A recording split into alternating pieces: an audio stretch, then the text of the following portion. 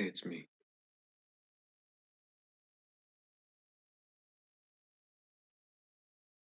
World War III has been averted.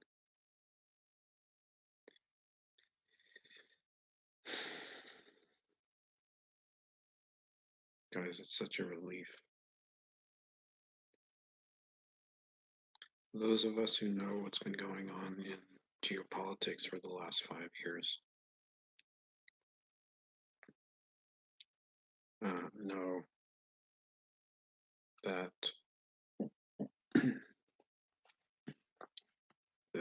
the end of January of 2020 is indeed a historic occasion.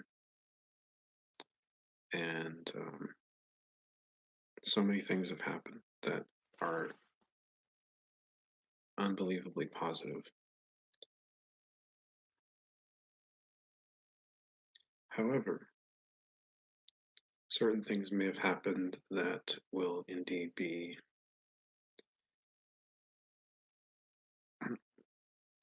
different. Hi there, Lucas. How are you? Welcome.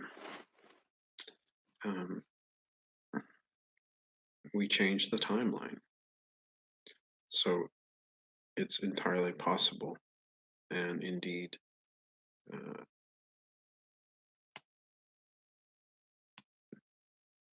completely likely that unless we can really start growing my campaign, that I will not be president of the United States. So that's why I'm going to really, really start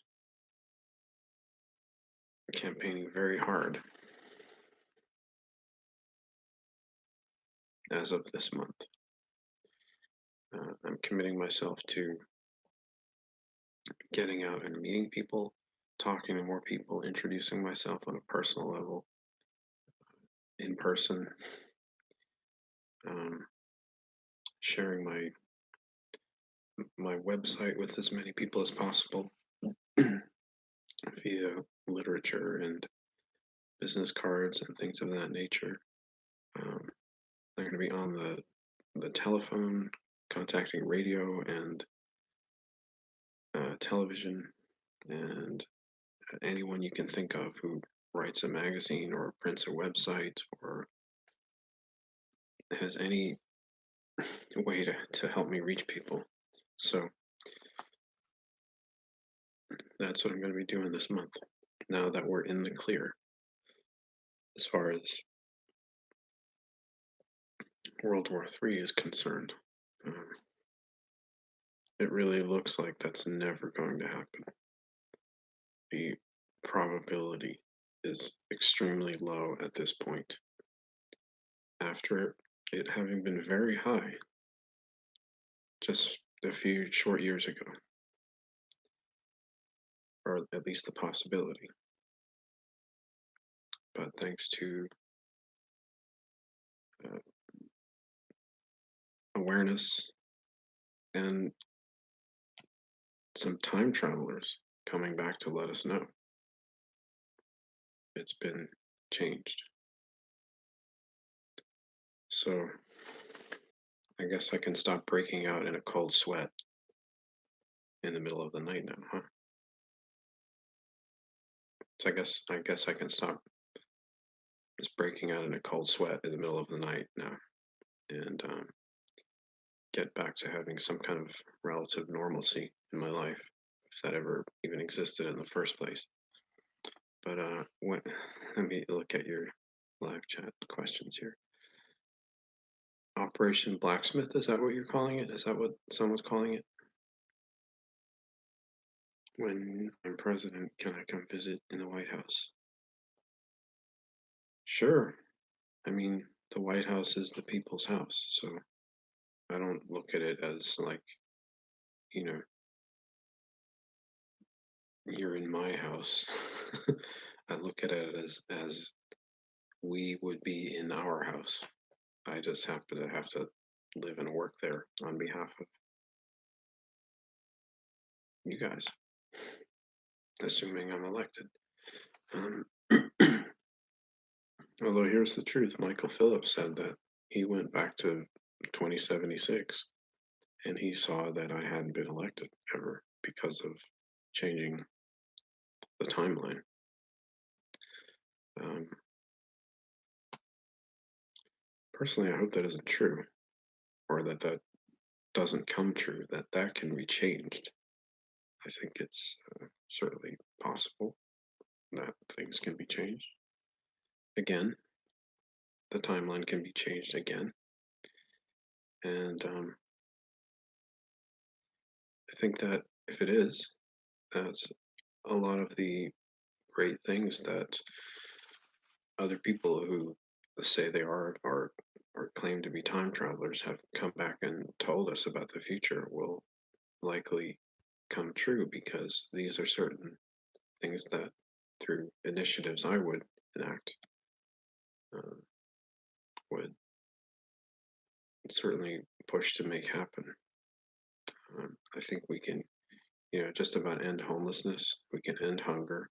These are basic things that we can end in a short time with the right initiatives. And, you know, I'm your guy to make those things happen if you guys want them to happen. It's very simple.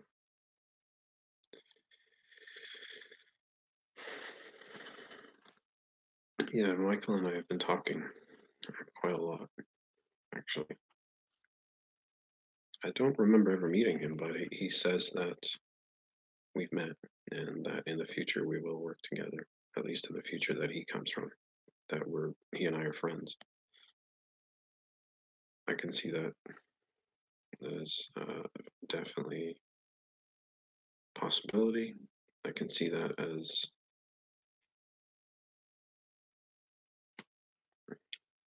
a potential probability, even now. So um, we'll have to see. Maybe this timeline now is completely changed and everything will be very different. But we'll see. We'll see. Okay. But, thankfully, World War III has been averted. I don't think under any possibility could anything like that happen at this point.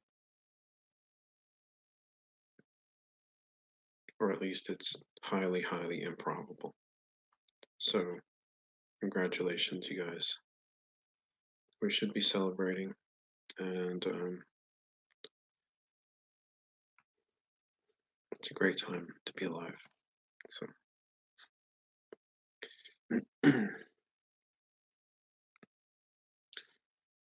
so yeah, um,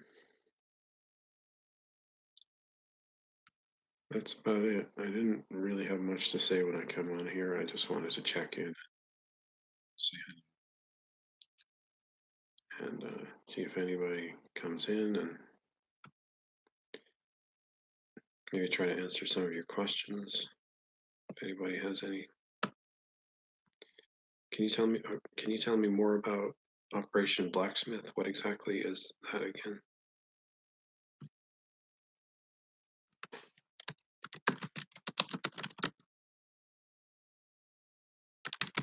I'm googling it because I don't know what that is.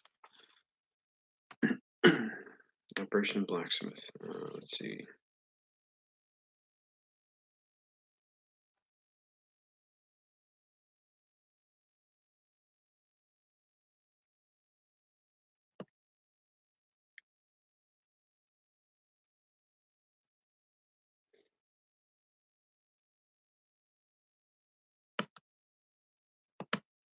And I have to ask you how you know about that, if that is a real term.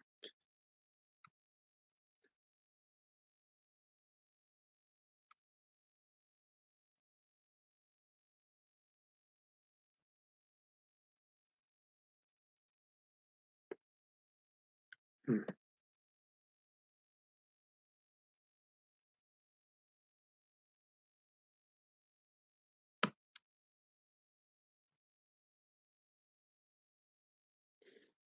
You don't want to tell me? That's okay. I don't mind. I'm not upset about it. I'm just really happy that, you know, for right now, I'm just really happy that we're not a, we're not gonna have a huge war, and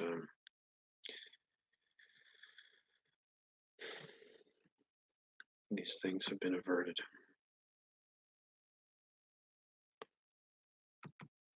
All right, but now let's see if we can keep certain other people out of the White House who shall remain unnamed. Hi there, Katie. How can you travel to the past? Right now, um,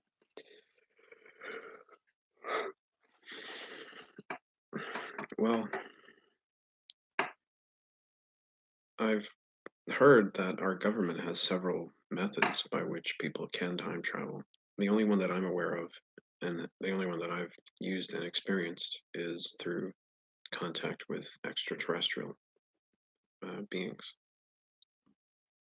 I I don't have unlimited access to time travel. I don't have a time machine. I don't have a flying saucer. Um, they come to me basically and take me places whenever there is a need for doing so, and that's how it's always worked for me. Um, that's happened a lot, and most recently, excuse me. Most recently, I went back to 1945 and worked. Well, I worked. I crashed a craft in Roswell to get the attention of the United States government and military, where I was taken to Washington, D.C. for 2 years and met and worked alongside Harry Truman and helped him to end World War II, actually, because I already knew what would happen. And then I came back to 2019. So, yeah,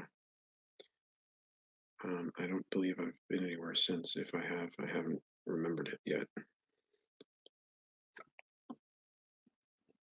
So I've been just kind of hanging out in 2019 and 20 since late last year. And strangely, I didn't even remember having been anywhere until just a few weeks ago because they use memory suppression when they put you back a lot of the time because people might freak out or become psychotic or whatever. um, those of us who have experienced that anyway.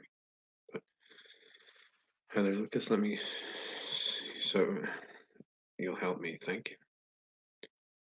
The deep state is definitely losing, and you know here's the problem.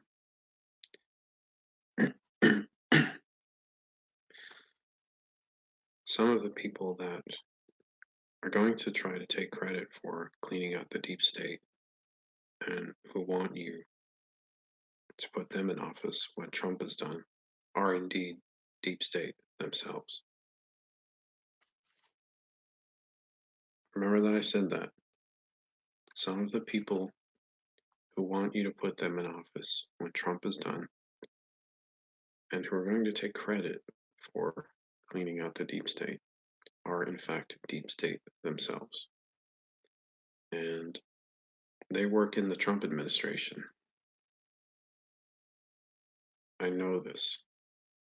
I can't prove it, but I know it. So I'm urging you all to be extremely cautious about who you believe and who you trust.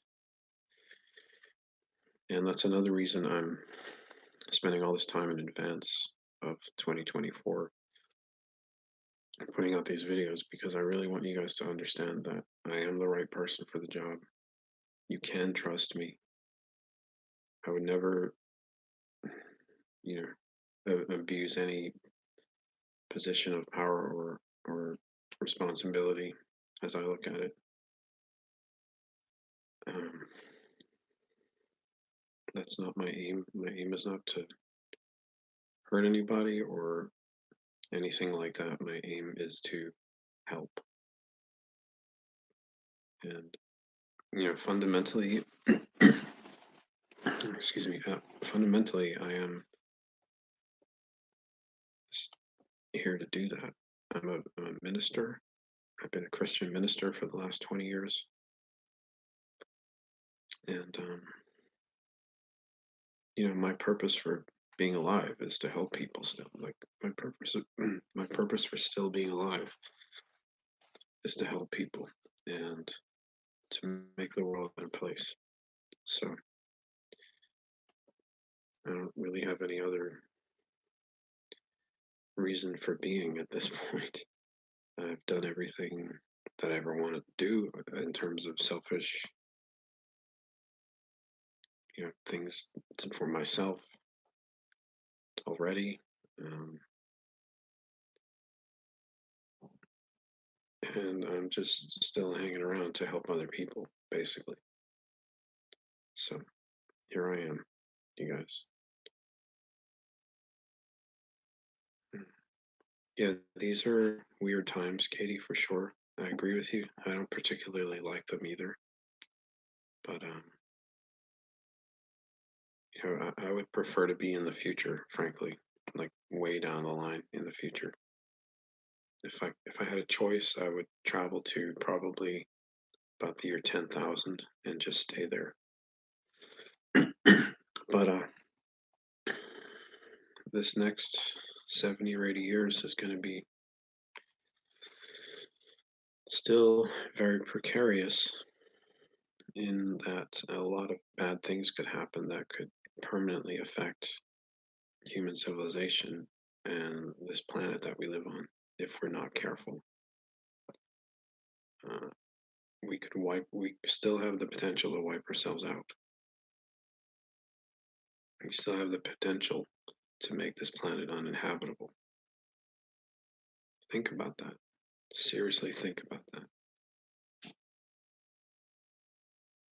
You know, that's why I'm urging all of you to really think about who we put in office because if we put anybody who is like in any way sociopathic or psychopathic just because we think they look good or they say the right things or um, have the right experience or expertise or any of this stuff. Uh, we're really taking a gigantic risk with our own safety and with the safety of the human species and the planet. We can't do that anymore. We're not in a luxury, and we don't have that luxury. Have I been forward in time? Yes, I have. I've been uh, very far ahead into the future. I don't know what year it was. The earliest that I remember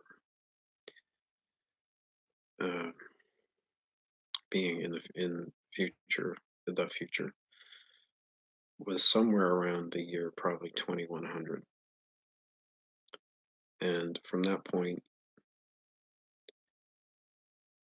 the world of 2100 is still somewhat, at least the on the timeline that I went to, it was still very somewhat very similar to the world that we live in right now and the world that I lived in 1980 when I was a child, when these things happened. When that happened, anyway. Um,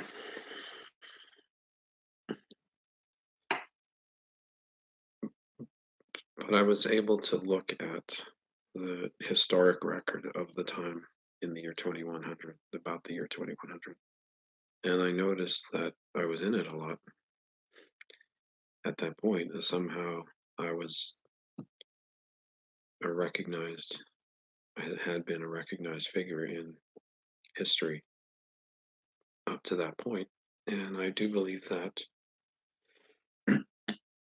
excuse me, I've been really sick the past few days, so you'll have to excuse my coughing. I'm sorry about that if it's annoying or disturbing, but I saw that I had been involved in either government or industry or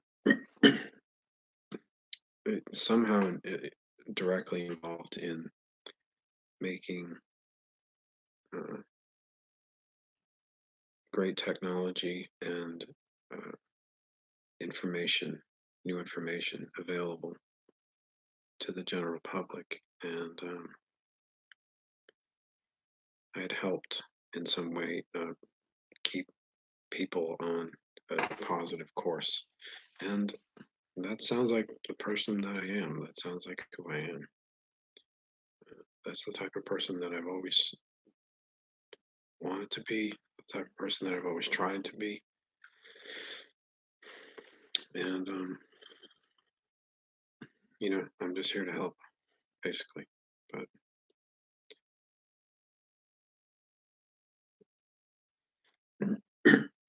excuse me. Yeah, but the distant future is quite different. 2100 is not much different than now.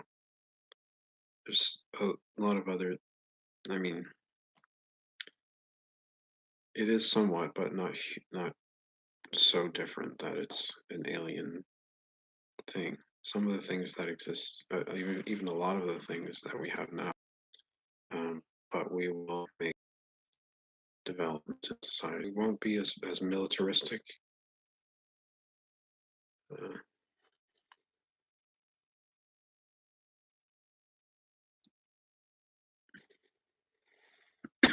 excuse me. Are there rural towns where people living in the? Well, yeah. All of the stuff that you see around you now, more or less, will still exist unless you take a hammer to it or something. Like, um, I do believe that it is probable that the geography of the Earth will slightly change. Like, ocean levels will probably rise, and coasts will change. Coastlines will change, and people will probably have to move out of certain cities like New York, Los Angeles, London, Dublin, Amsterdam, uh, places in Asia, maybe even Australia. Coastal cities that are on low elevations will likely become dangerous places to live because of the oceans and seas. Um, we will likely develop better technology that enables us to cope with this and not have to be living in one, tied down to one fixed location on the earth all the time. This is going to be something that I personally am working towards, is the development and mass production of anti-gravity technology for residential living. This is a presently probably a fantastical idea, but it's something that I've been kind of interested in and working on behind the scenes as a business person, with a company that I founded actually called Citytron. You guys will be hearing about it, I think, in the future. Citytron, remember that? Do I know if Michael Phillips will be back to make more videos? I really don't know. Michael and I are not, we don't live together or anything. I don't, you know, you'll have to ask him personally. Ask him. He has his own YouTube channel, so you can ask him there. Um, do I think all the political conflict will increase? I think what will happen, and I think because here's here's what I know is happening because I understand how politics work. And what you're seeing happening right now is while it may appear on the surface to be one thing, in reality, it's more or less a gigantic distraction from what's actually going on behind the scenes. This is what the general public in America especially needs to wake up to is the reality that this is just entertainment. And you know, the Donald Trump impeachment trial is while they're exaggerating on the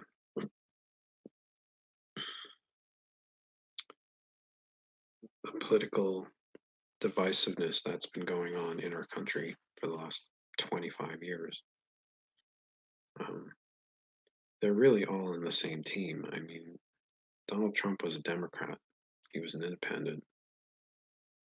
I don't personally believe him to be a real, true Republican, frankly. Um,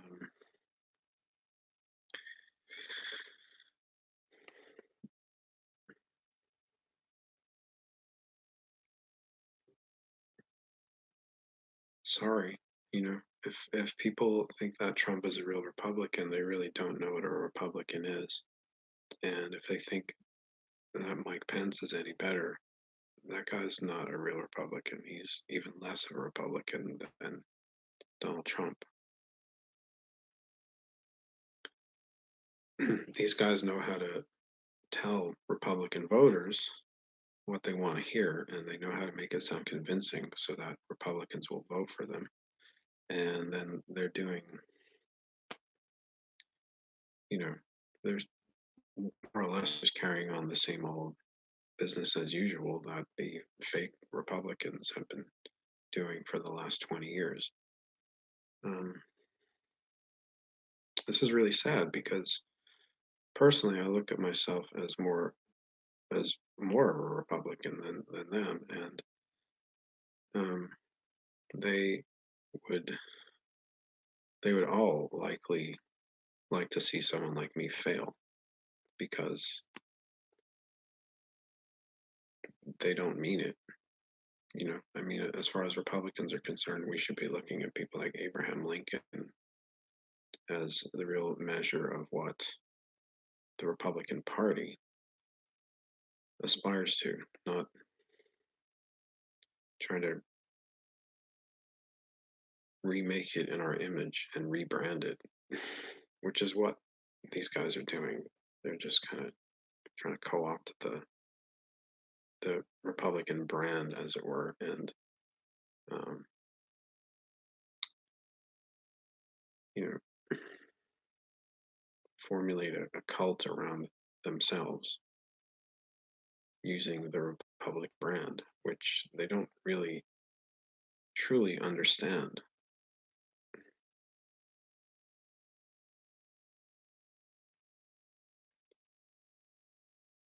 I hate to be critical of people. I'm not like that, but I'm just I'm not really. I'm just telling the truth. I don't mean these guys any ill will or have any malice towards them. I wish them nothing but good things, but I don't think they really get it. And I would like to help. I would like to help them understand what it is that they should be doing for the betterment of the country if they really are what they claim to be. Um, and I don't think they want me to. They don't want my help. They don't really want to see America be that successful, and they just want themselves to be successful uh, at the expense of everyone else. I mean, it's nothing new that this is going on, and you know, the economy really hasn't changed. Let's be honest. All these new jobs,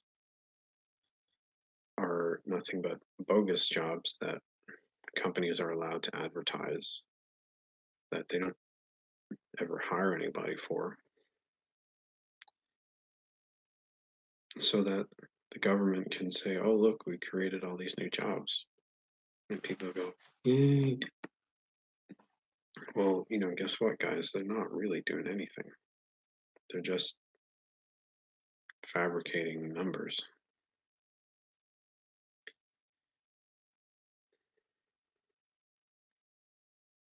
And there's so many instances where a Republican government, so-called Republican government, has done that in the last 20, 25 years.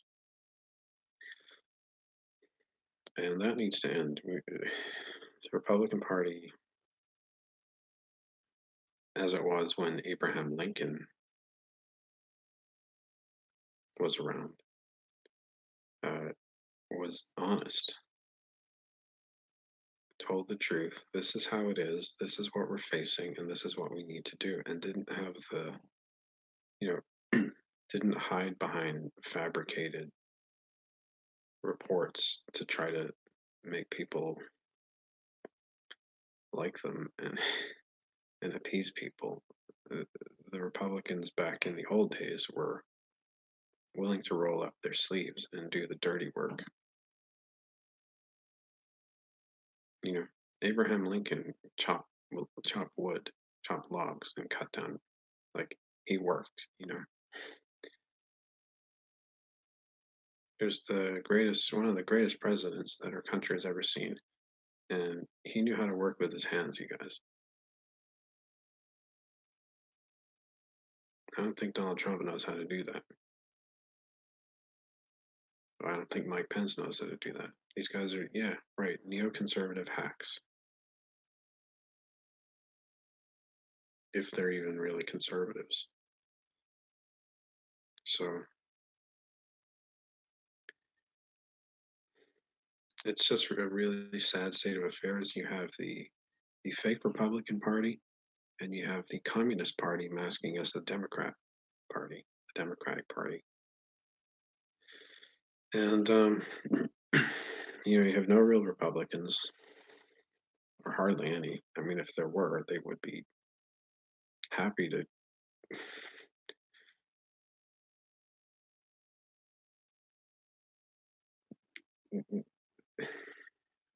Probably. I think they would be happy to see Trump removed and Pence removed with him and someone else take their place. I don't see that happening. So I'm asking, where are all the real Republicans? Where are you guys? Come on. Don't let these people lie to us. And that's what they're doing. They're lying to you. They think you're stupid. So, and like lying to people,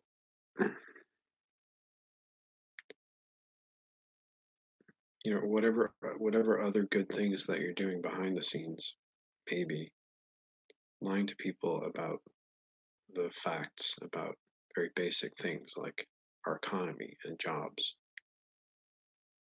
and border security. There's no justification for that just because you think you're doing something noble behind the scenes. So, you know, I want to know where all the real Republicans are, if there are any, frankly. I believe I am one. I'm, you know, not afraid to do the work, you guys.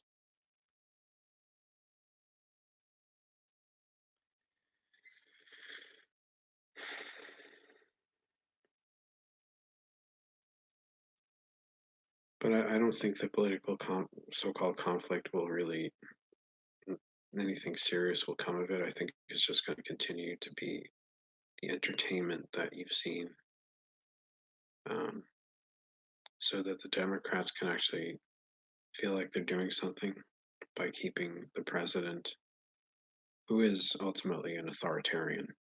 Let's be honest. uh, in check, and Trump can play the victim card by saying, "Oh, look at what the Democrats are doing to me. Now I don't have to actually follow through on any of the promises that I made when I was campaigning." And it's just gonna that's it. That's all you're gonna see for the next probably 4 or 5 years. And make no mistake, it's entertainment. They're they're conning you. They're sociopathic. A lot of them are psychopathic. And the only way to get them to stop is to call them out on it. You got to say something, point out what they are. Look, you're a psycho. Look, you're a sociopath. Don't be afraid of them.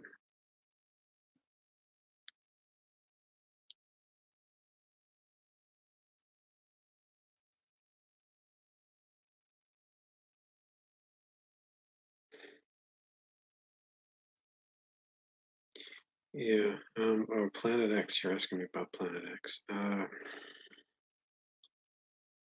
don't know. I don't really think anything.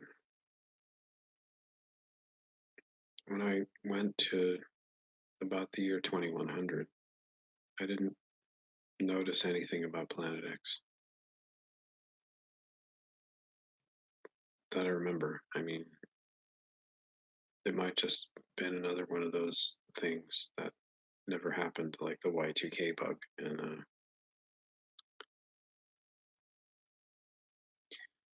other things that we thought were going to happen.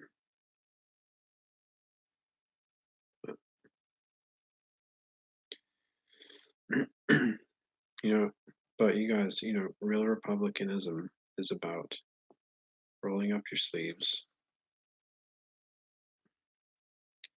working together, and getting stuff done for the benefit of everybody who is involved in the work. And, you know, giving everybody an opportunity to contribute who has something to contribute. That's what it's all about. I don't see that happening right now. I haven't seen that happening for 20, 25 years now. But we've had how many so-called Republicans in office? I think the last time I saw that was when George H.W.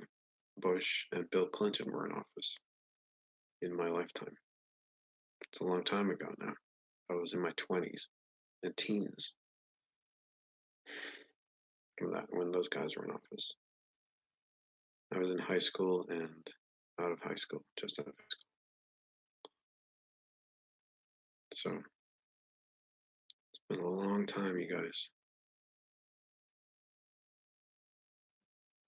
And then we had Obama, who was more like a real Republican than the so-called Republicans that we've had.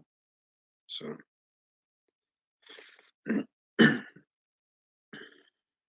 so it's also time that we started calling things what they really are and stop hiding behind labels for the sake of marketing and trying to fit in and sell ourselves. Washington. It's time that you started being honest. It's time that anybody in government started being honest about what they're really about and what you know what their angle really is, what they're coming from, what background they're coming from, uh, all of this stuff. Start being more honest.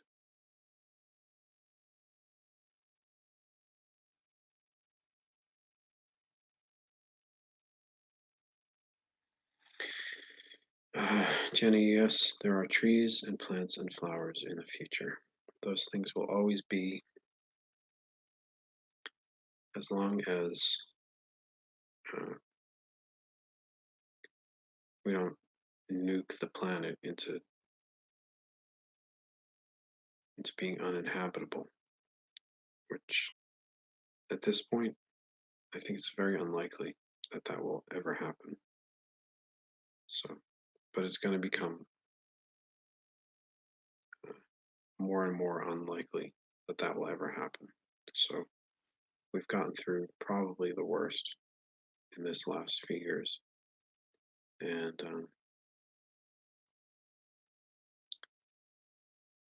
this last month even really confirmed that these things are never going to happen. So, yeah, it's going to be great. Now, are we going to make it greater, or is it just going to be kind of great, or okay, or, you know, what are we actually going to do with it? That's the question.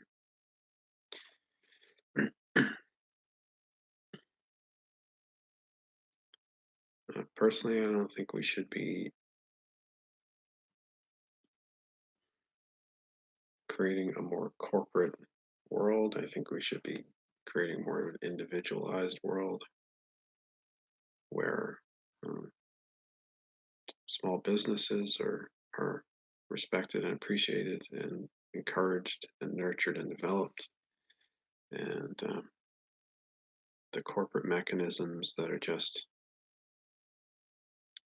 in it for the money become less and less of a thing. And uh, that's only ever benefited society when we take that approach. Only ever benefited it.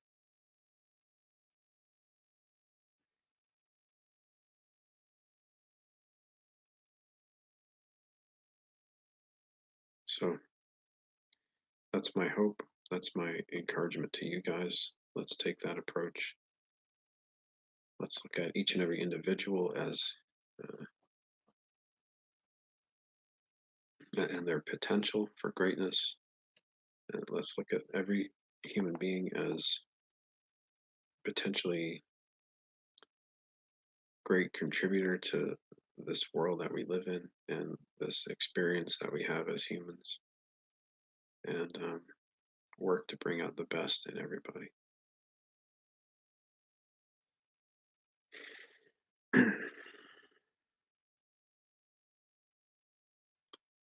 So let's see. Let's see if we can do that.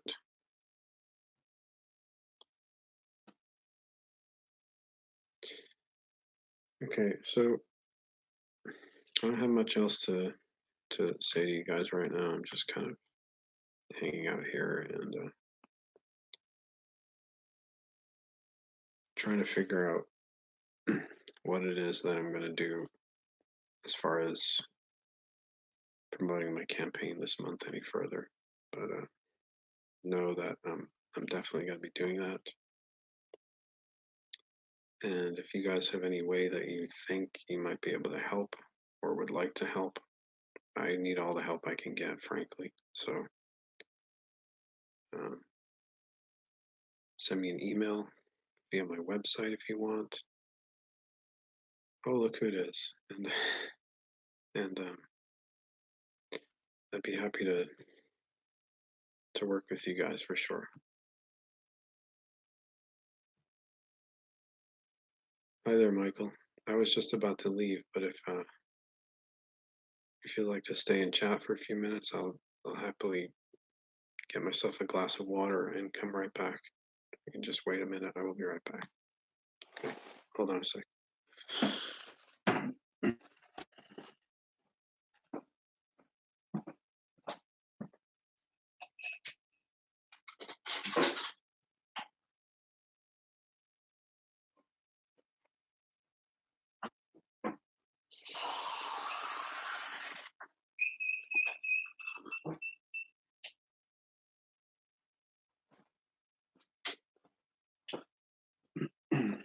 Okay, so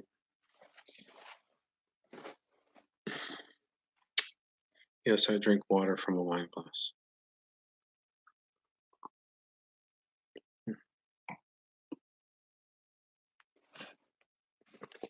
Oh, cool. I can't wait to see it. Um, yeah, Jenny, that's the approach that I certainly want to take, which I believe is a different direction than probably anybody has ever tried to take as president, except for maybe a handful of people. But because of the nature of the times that they lived in, they were only able to get so far. But I think, given the technological advancements of our time, even at present, we can accomplish so much more than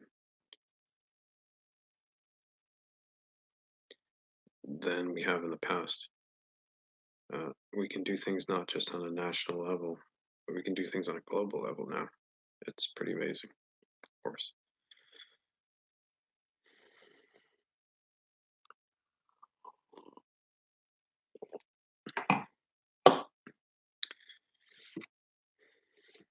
Hmm.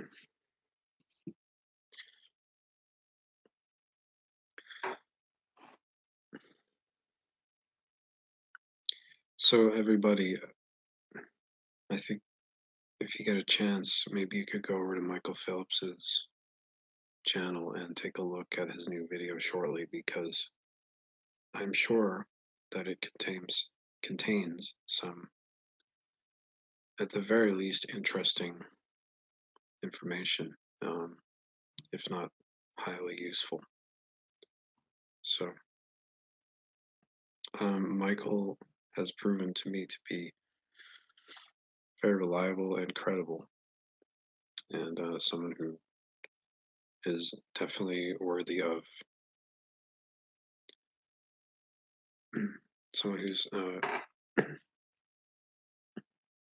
definitely worthy of serious consideration as far as everything that he's ever said on the internet. Uh, so I do believe that he probably is who he says he is. Um,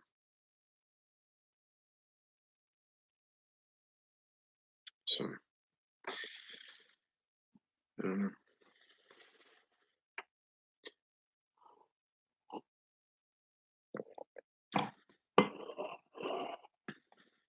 But then, maybe I'm just crazy.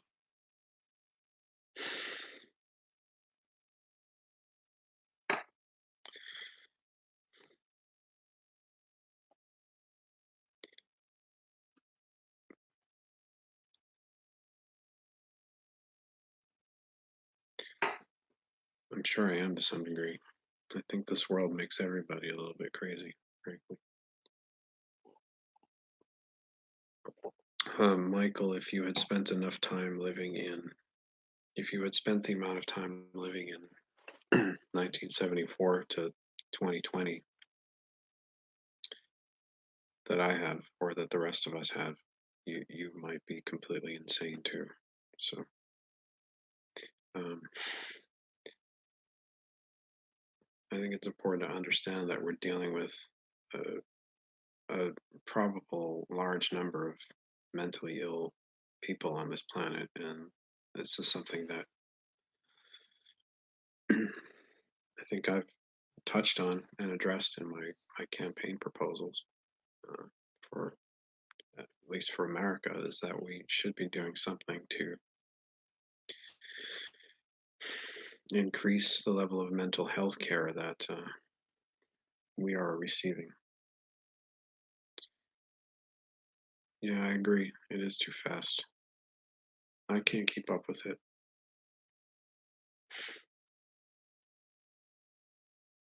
It's a commercialism has made it sort of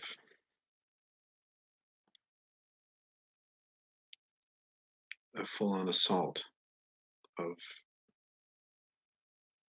bomb, bomb, bomb, bomb, just being bombarded with stuff and people trying to sell you something all the time, and they've been, you know, those who engage in that behavior are tricked themselves into thinking that what they're doing is a good thing. and they don't necessarily stop to consider that they um, even might be hurting other people uh, by their behavior. I'm sure the future is, in fact, I know that the future is very different, at least the future that I've been to. Um, and some parts of the world are still kind of like that. Uh,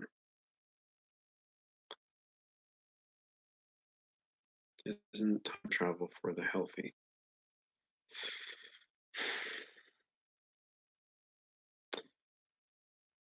I don't know. I think it depends. I'm not the most healthy person all the time myself. I have had significant health issues in my life, um, but I still participated in it. So maybe I was selected for different reasons. Uh, I think if you're dealing with extraterrestrial time travel, I get the impression that they select certain people for certain reasons. So, like, those people can be trusted with certain responsibility or information, um, which to me is good to know because I like to think I am a trustworthy person, and it seems like they really do trust me because they've taken me on extensive travel and ultra smart. Seems like I couldn't be unstable emotionally. I would say that's correct. Actually, I remember the first time that they took me anywhere. They put me back because they said I had to work on my anger issues, and it took me a long time to work on those. I was a very angry young man. Um, I just had a lot of anger for a number of reasons, for many reasons, really. Um, but I think I'm more or less over that. I'm able to transfer those negative emotions into positive action rather than negative. Yeah, this time I think it is. It helps to be intelligent when it comes to time travel because it's sort of a complex subject to really understand sometimes the ramifications of certain things, especially, and the responsibility that is given to the person who is able to do that. We all have great responsibility in one way or another, really. But imagine being able to, at your whim, affect the entire course of human history for good or bad. That's a pretty heavy responsibility. So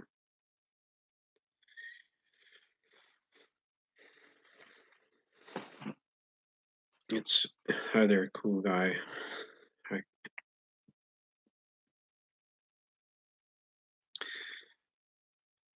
you're such a cool guy, Guy Guy Rye. This guy has a mental disorder. Um, maybe I'm not denying that that's possible. I'm sure I have had mental disorders. I mean, look at the world we live in. Don't we all have a mental disorder in some way? Let's be honest. I think it's very easy to project your own self doubt and insecurity onto another person and say, uh, to make yourself feel better about yourself. I mean, maybe that you should be questioning whether or not you have a mental disorder and not be worrying so much about making yourself feel better about avoiding your mental disorders by pointing out the fact that someone else might have one. I think that maybe that's what you could be doing, but if it's just out of genuine concern for my well-being, I appreciate that. Maybe I do have a mental disorder. So if you're just saying that you care about my mental health, then I appreciate that and know that I'm doing everything possible to take care of my mental health, and I do care about it, and I do view my personal mental health as a responsibility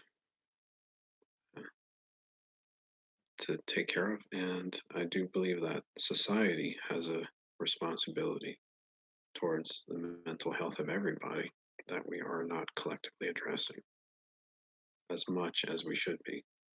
So, you guys, I don't know how old any of you are in here, but if you remember back to, for instance, the late 1980s uh, in the U.S., we used to have really good mental health care facilities and institutions and places people could go for free and check in to get their mental health issues taken care of.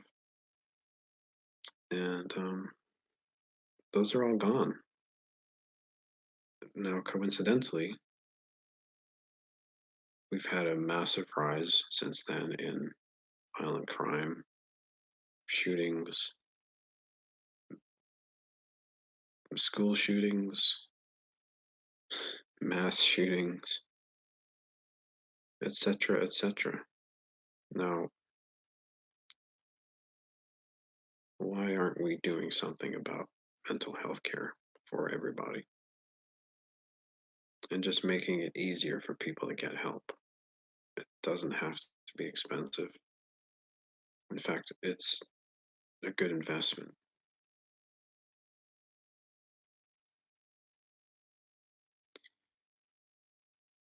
Nowadays, Americans don't have that. We simply don't have that at our disposal like we used to.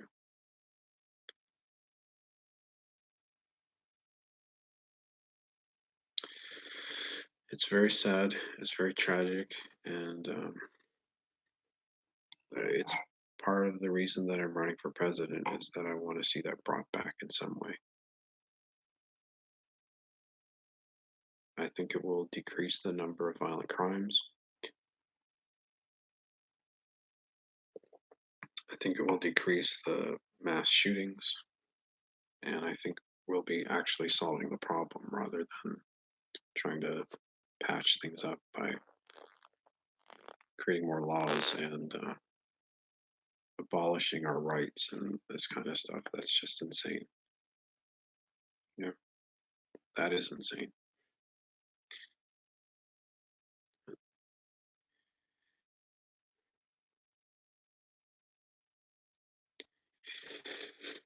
Yep, we do have a responsibility to be healthy for sure. We have to do everything we can to take care of our health.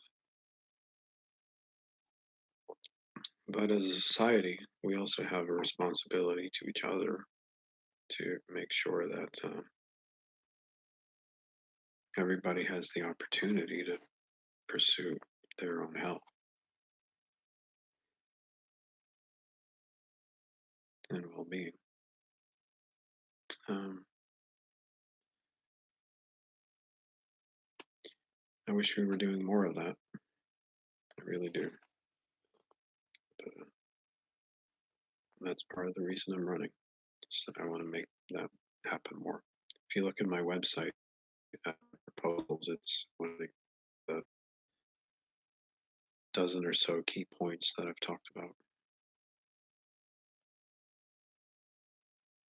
Yep.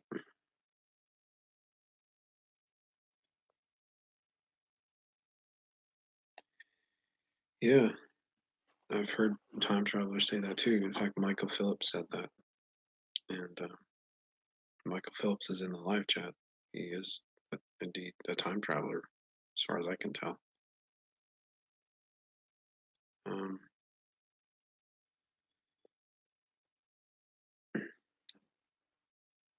the fact that we can now confirm that World War III has been averted and the timeline has been changed.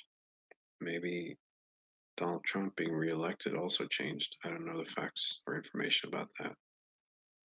Um, but the way things go, it wouldn't surprise me if if that isn't changed. And if someone even worse gets elected after him.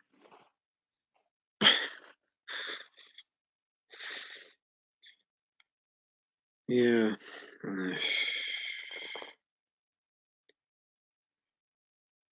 Yeah. Why am I not surprised?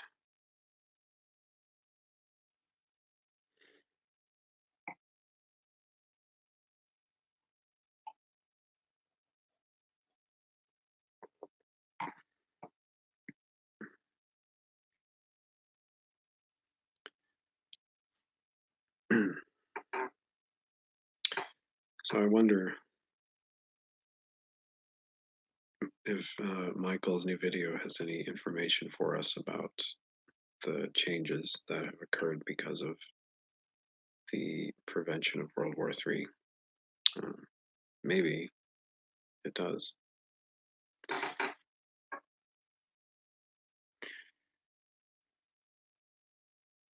Why don't we go take a look when it's done uploading? It's just gone up. Okay, cool. I also made a new video for Apex TV, Michael, that I'm gonna send them right now, which basically asks them and their viewers for help because of what you told me about the timeline being changed and the uh, fact that you saw that I was not elected. So I'm going to send them that and I'm going to ask for their help and ask them to help me get the word out more.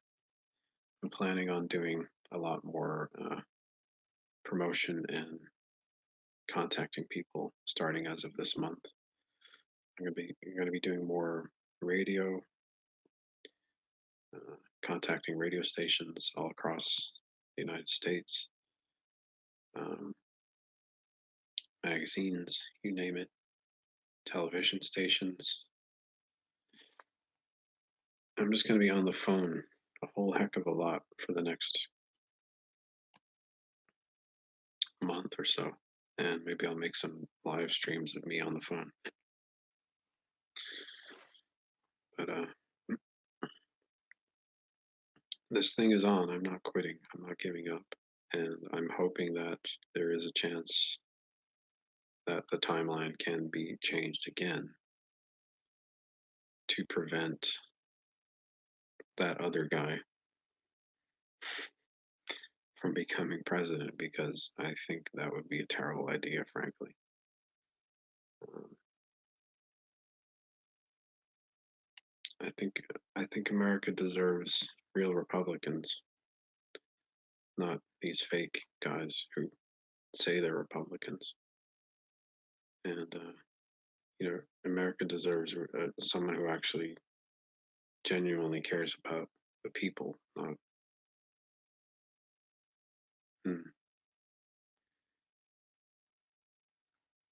not some people who seek to just trick the American people into voting for them so they can get something out of it. So I wonder what happened that the timeline was changed specifically. And I wonder if that's only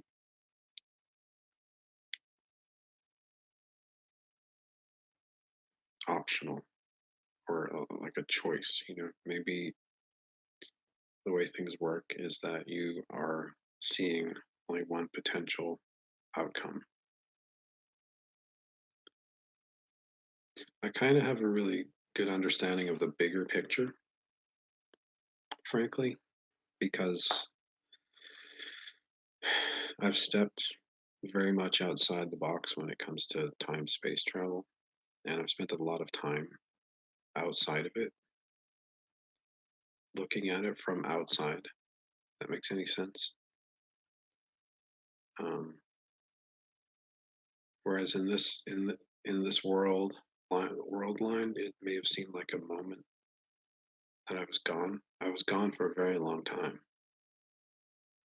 and I got a really good sense of the much bigger picture. And I do believe that maybe what you saw when you went back is only one potential outcome, but that's just what I think. I think that maybe it was to help you to understand the seriousness of what I'm doing and how important it is that we collectively make the right decisions, or things can be really screwed up. Um, I personally am reminded of that every day with the way things go. Um, I'm not perfect. I make mistakes. I make bad choices. I admit it. I'm human, and Hmm. yeah, free will. Yeah, nothing is absolutely fixed, but maybe what we have a choice between is when it comes to really important things, we can see we're often offered the opportunity to see what would happen if we don't act, or what would happen if we do act. And maybe the choice that we have is ultimately whether just to act or not to act. And that's the free will element. Um, I think what you might have seen is worst case scenario, but that's just my opinion. And now we are here still with the option, the free will option of working towards something better to try to prevent that worst case scenario from ever coming true. That's what I think. Um, and ultimately, I think it all culminates at a certain point in time where all of the decisions that have been made up to that point uh, are relevant to the uh, overall continuance of this thing we call life and this planet we call Earth that has a very special purpose in the universe. But we haven't all come to see that just yet. But when we think about our planet, right, it's such an amazing place. It's like the saying, that little acorn from which mighty things grow. This planet has such an abundance of amazing things on it that don't appear yet to exist elsewhere in the universe. Um, we have life, we have vegetation, we have food that just grows everywhere. We have wisdom, we have learning, we have intelligence, we have understanding. Um, we are the the acorn, the tiny acorn, and this planet is like the tiny acorn from which mighty things can grow. But we have to protect that acorn, or we snuff everything out and snuff everything out for the future of perhaps our universe. at the rate at considering the rate at which humanity has the capacity to expand. I mean, we can accomplish so much in such a short time.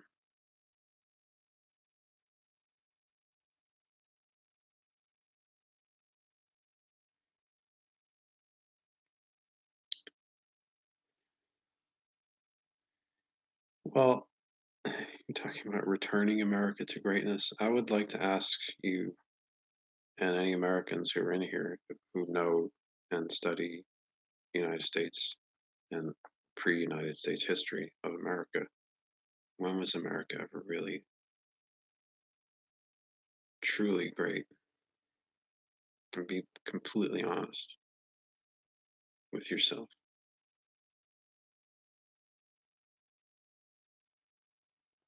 right? It's always been a work in progress. Um, and I think that's what makes it great when we acknowledge that it is a work in progress and have the humility to understand that what we aspire to is not in existence and what we aspire to has never fully existed. So I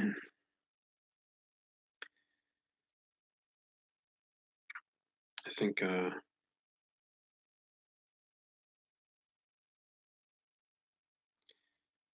what we're really trying to do is bring about a better future, not restore something that once existed or because it never existed.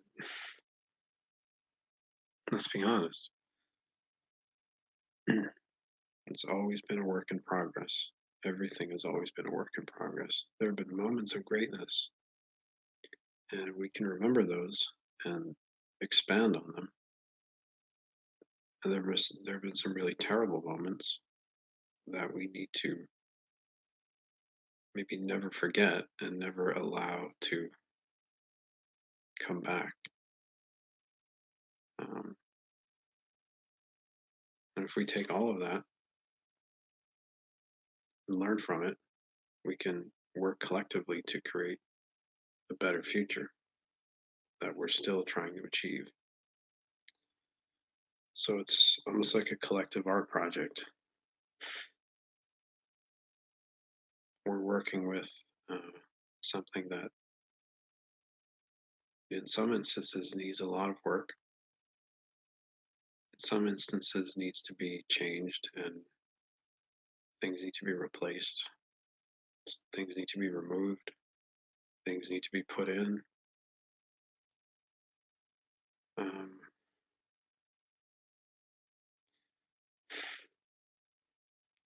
and I wasn't talking about presidents just then, at least not consciously, but maybe unconsciously.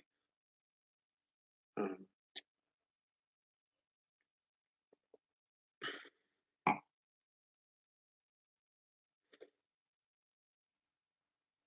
yeah,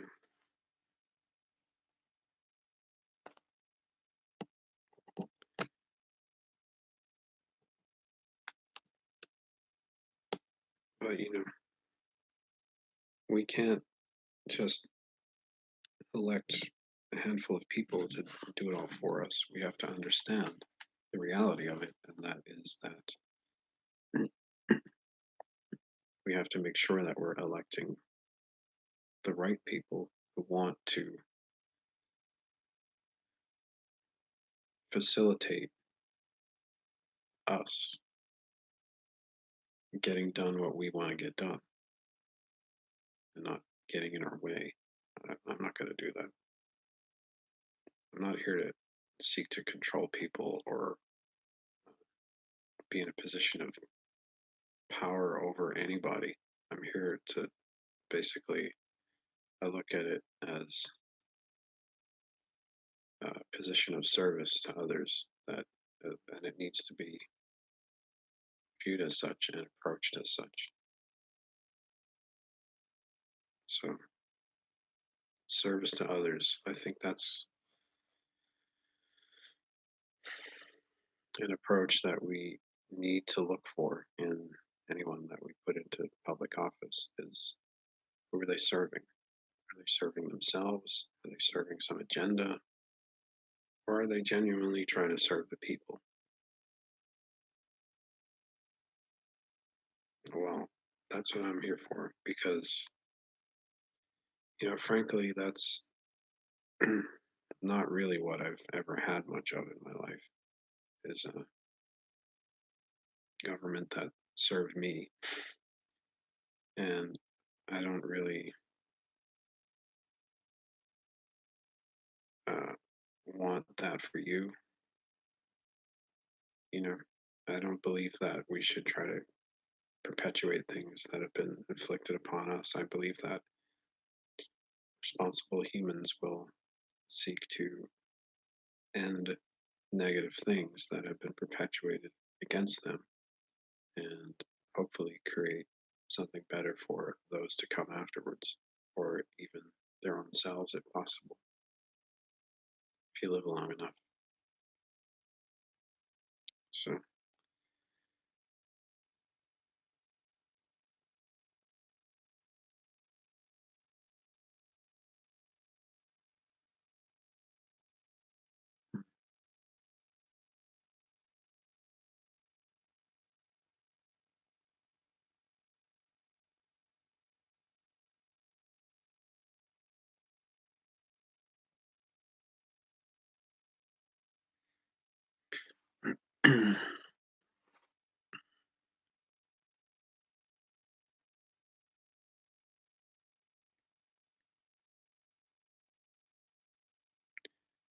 so yeah, um,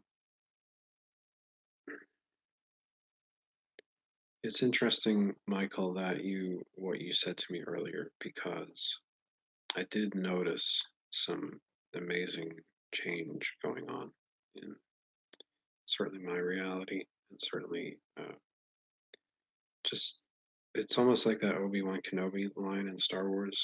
I sense a great disturbance in the Force when the planet was blown up.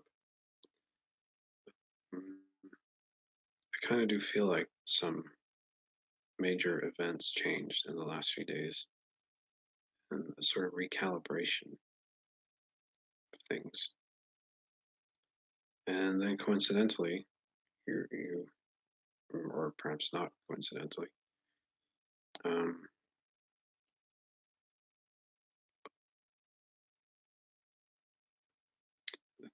we I hear about things changing in 2076.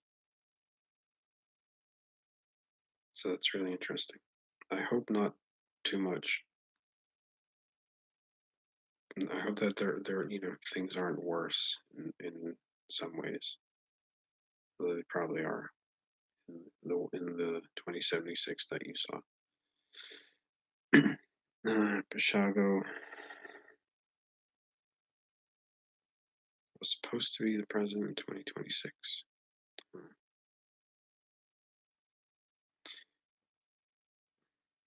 I think Andy will be president in 2032. But from your point of view, it is worse. Okay. Yeah, maybe that's something that, you know, we who knowingly averted or helped avert the complete annihilation of humanity will perhaps just have to learn to accept. I don't know, but maybe not.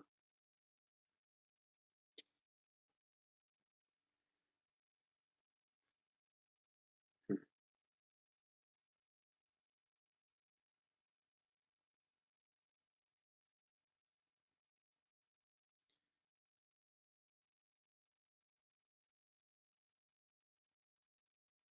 interesting.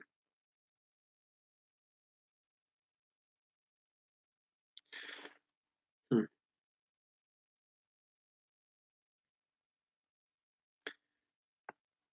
And I assume no President Crystal,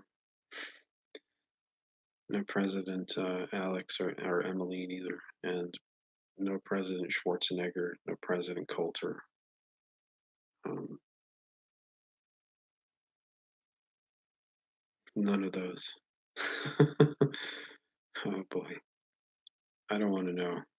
I really don't want to know. Well, I do, but I don't. You know what I mean?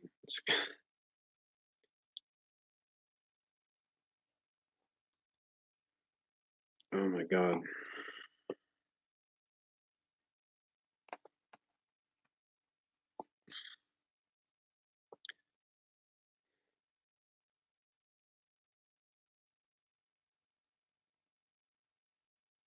What about the situation in Britain? Does that how to in the alternate 2026? How does that play out? Um, in other parts of the world? Yeah, we need to fix it.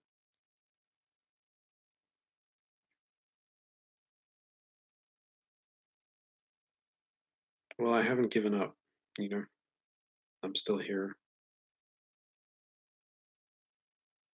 The way things are right now, I certainly can't be uh, content with just leaving it as it's become. Um, there's so much more to do for me personally. Yeah, there's so much more for me to do personally now, knowing that we've at least changed uh, the timeline to prevent World War III. I hope your family are were fine. I don't know.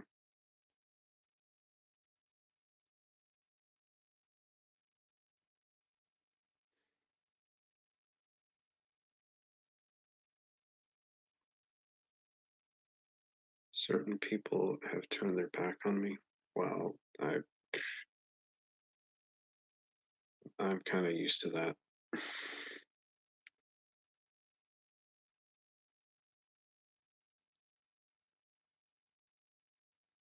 Some people only are interested in you when they want something from you. I've learned that very, very much so in my life. Um,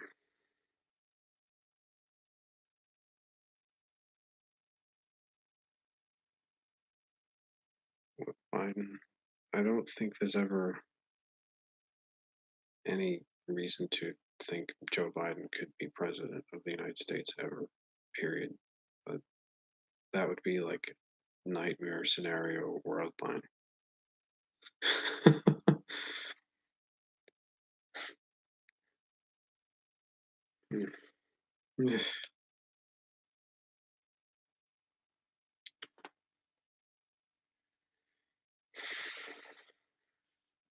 Unless, like robots take over like evil artificial intelligence takes over the voting machines, then I don't think Joe Biden could ever be president in any scenario. Um,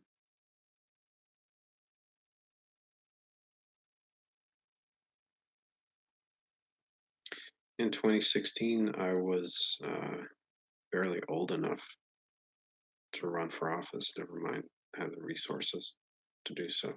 Uh, I was, let's see, in 2016, I was 39, 40 years old. You have to be 35 to be president of the United States, for starters. So I'm still young compared to uh, most people who have ever held the office of president. And even at age 50, which will be pushing in 2024, I'll still be young. I'll still be a young guy. Um, People don't realize that, for instance, Obama was one of the youngest ever US presidents. Usually it's older men. So, because we had a young guy in office recently, people tend to forget that prior presidents were mostly old men.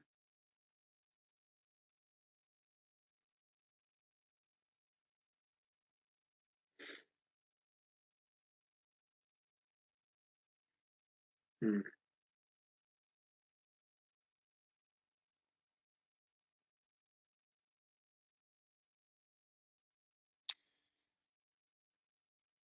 I don't know who John Kasich is. They're never heard of him. No idea. Yeah. Well, you see, that's the problem. People have to vote for you.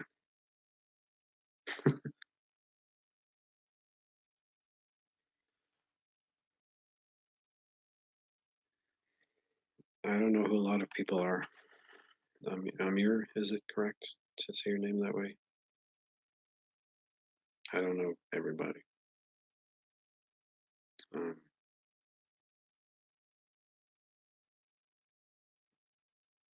and a lot of people don't know me yet. So, although in certain parts of America, people are actually sick of me at this point, frankly, because, you know, I've been pretty active with a lot of things that I've done in my life. I've been very seriously active in a few different things. And um, particularly in my hometown of Boston, I'm very well known and fairly well known as an individual in the New York City area, having lived in the New York City area since 2004. So people do know who I am as an individual, but yeah, they're they some places people are sick of me already. Uh, Now, depending where you go in America, a lot of kids know my band, but they don't necessarily know me because I don't put my name out there in association or my face or anything in association with my music. It's more about just the music. So I've never been trying to create sort of a cult of celebrity. Just, I love making music and I love playing music. And I've always tried to avoid the cult personality that goes along with being, especially a rock musician. It's kind of not my thing. Um, I have more interest in how bands like Pink Floyd have presented their music, uh, and prefer to present my music in the same way or similar way anyway, or like you order or Kraftwerk or groups that you don't know what they look like. So while my music might be widely known, indeed worldwide, uh, I don't believe that I personally am just yet. But am I a CIA operative? Seriously, think if I was, I would tell you. Come on, really? I'm not going to tell you what I am and am not when it comes to anything like that. I will say that I have worked in association with the Central Intelligence Agency and certain branches of the Central Intelligence Agency, which are many, many, many, many branches. I mean, this website we're using, for instance, right now is a branch of the CIA. Did you guys know that?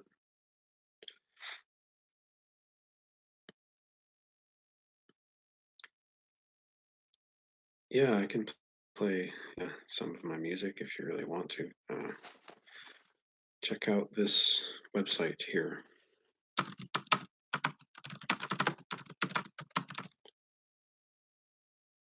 Here, just check out that. That's my band.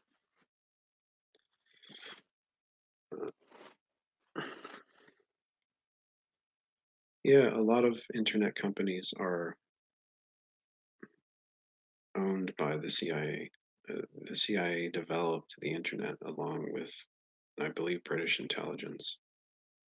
It was sort of a collaborative venture, as many people don't really realize. The Britain and America worked hand in hand on many things, especially technologically, militarily, um, economically, you name it. We we share citizens, even. I mean, there are people who are both American and British, or British and American. It's not that unusual. Like myself, for instance, and of course the Commonwealth nations like Canada and Australia and New Zealand. We're all working together in one big partnership in many ways. Um, but some people put the fact that they're an agent on their resume. I guess they don't want to get hired.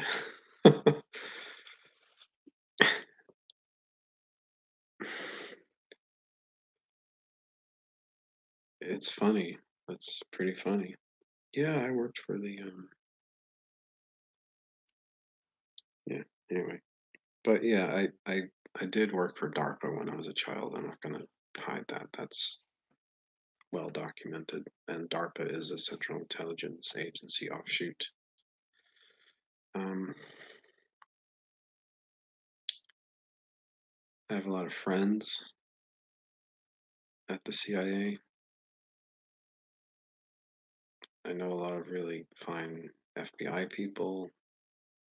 I grew up in a military environment, you guys. I grew up with you know, family who are or were military. I grew up with my wife's family who are or were military. I grew up in a neighborhood that is full of any kind of government person you can think of. And these are my friends, my neighbors, people I grew up with. Um, Military contractors, you name it. That's just how I grew up. And so it's, as you may know, as someone who has grown up with these things, if you have or haven't, you're sort of in it just by the fact that you were born, even though you may not be officially on paper or on payroll or hired by any particular branch of anything. Um, so that's what I'm coming from.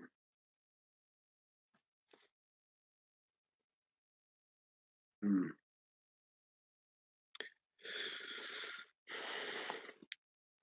I did not have an amazing childhood. I don't know why you think I did. Um, it was ordinary, other than some of the experiences that I've talked about, which, you know, I didn't even remember them until a few years ago.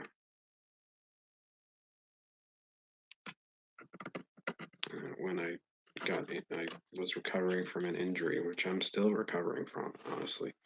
Um, and I was trying to get over some trauma. And I had, as you do when you've been traumatized, to try to heal from it. The, the healthiest thing to do is to face up to it and just confront it.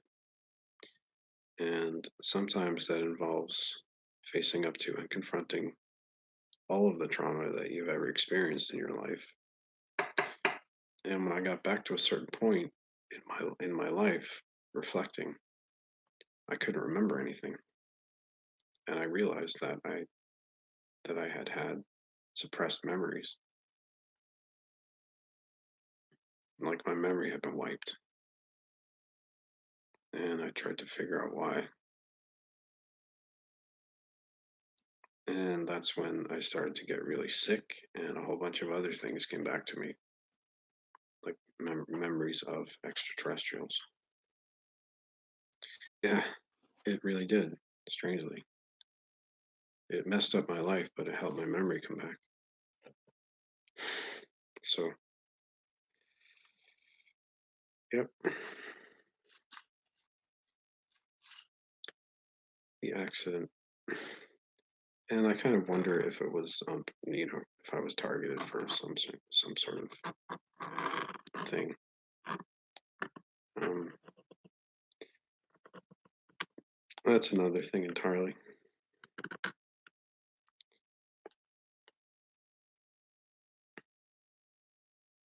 I do know that I had some enemies at that point in time, particularly. I'm sure there were people who wanted to take me out for various reasons, just even at that point.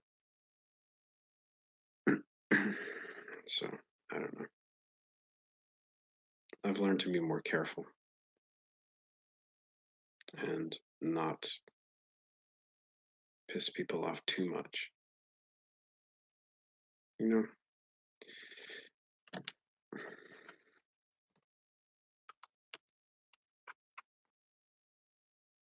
I'm wearing all black right now.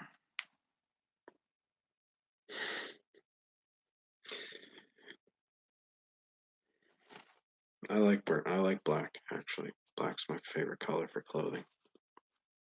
Has been for a long time. Um, but then I kind of I don't know. You might refer to me, and some have, as maybe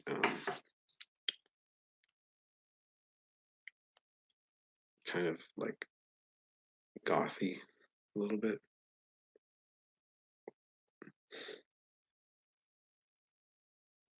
I don't think I am, but I definitely like that kind of aesthetic, and definitely the music. I like bands like Bauhaus and Sisters of Mercy.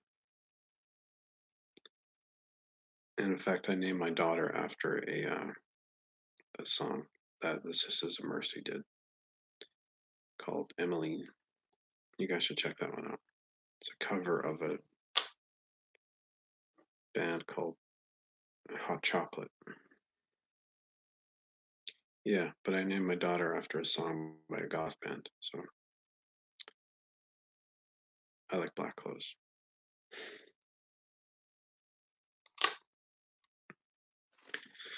You've never heard of Bauhaus or Sisters of Mercy or um, I could rattle you off a whole list of bands that are kind of considered goth. The Cure even is considered that. You probably heard The Cure. I like The Cure a lot. I've met Radiohead. Um, I saw Radiohead play in front of about 20 people one time. It was pretty good. They were really nice. I got to meet them all afterwards. They were super nice guys. And since then, I've seen them play a lot in front of very small audiences. I don't really go to their like big concerts. I'm not really into like huge arena concerts.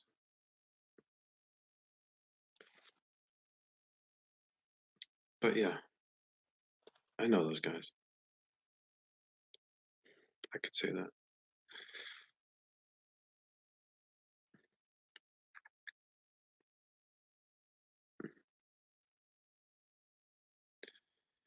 So yeah, you guys, why do you think that, for instance, there's so much British music that's popular in America? Anybody ever thought about that? Or if you go to Britain, vice versa, there's a lot of American music that's really popular in Britain that isn't as popular in America. We, we're constantly working together and learning about each other's cultures and trying to cooperate and collaborate on things despite maybe not agreeing on everything all the time, but you know, I think we all want to try to get along with each other at this point, especially. So, you know, it's it might be difficult for Americans who aren't of uh, British extraction to understand the the the real relationship between our countries, but you guys, in many ways, we're still family, you know. So, like, I understand that a lot of Americans are nowadays no longer of uh, even of European ancestry at all, but like those of us who are um, don't think of ourselves as different in terms of nationality being a huge factor from, say, Canadians or British or Australians or even Irish, New Zealand. Um, it's kind of all just one big thing in many ways, which is nice, you know. It's a difficult thing that I've had to try to explain to even other Americans because um, we've obviously had a lot of immigration to the United States, and it has not just changed our country to some extent, but also, um, those people don't necessarily get that, but that's fine. Everybody's got something to learn. But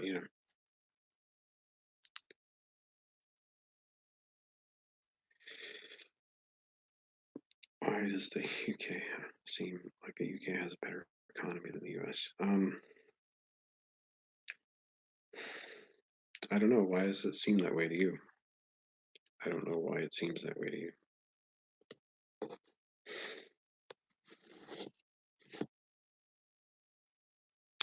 I don't know. We look out for them. America looks out for Britain quite a lot in a lot of things, actually, economically as well. We pour a lot of funding into Britain, and it's more or less just like, here you go. Not really expecting anything back. It's just what you do for your family,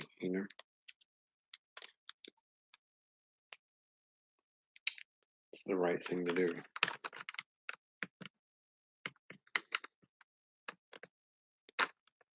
So, a lot of that is true, Mike.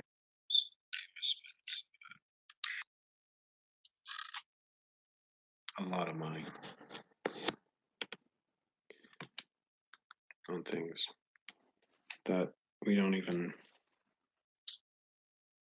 that most Americans don't even know about, frankly. I mean, our actual budget is way off the charts compared to what people think it is. Um,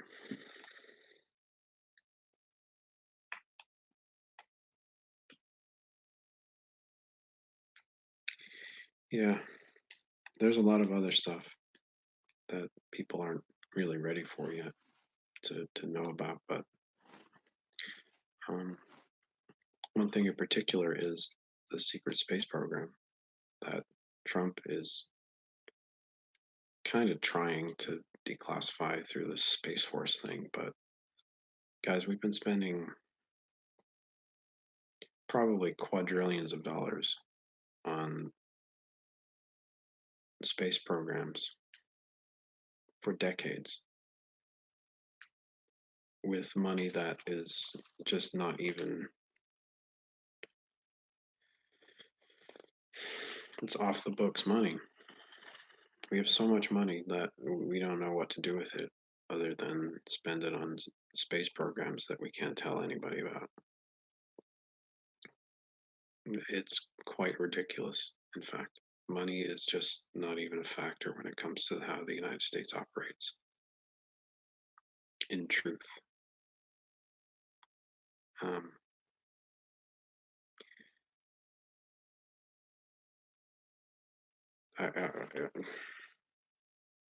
it would blow your mind if I told you certain things when it comes to the finances of the United States. So I probably shouldn't do that. I might get in trouble.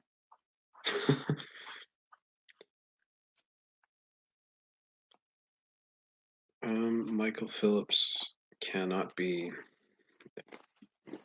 a future vice president, I don't think, because unless he has some American ancestry that we don't know about yet. Um, and he, to my knowledge, does not live in the United States.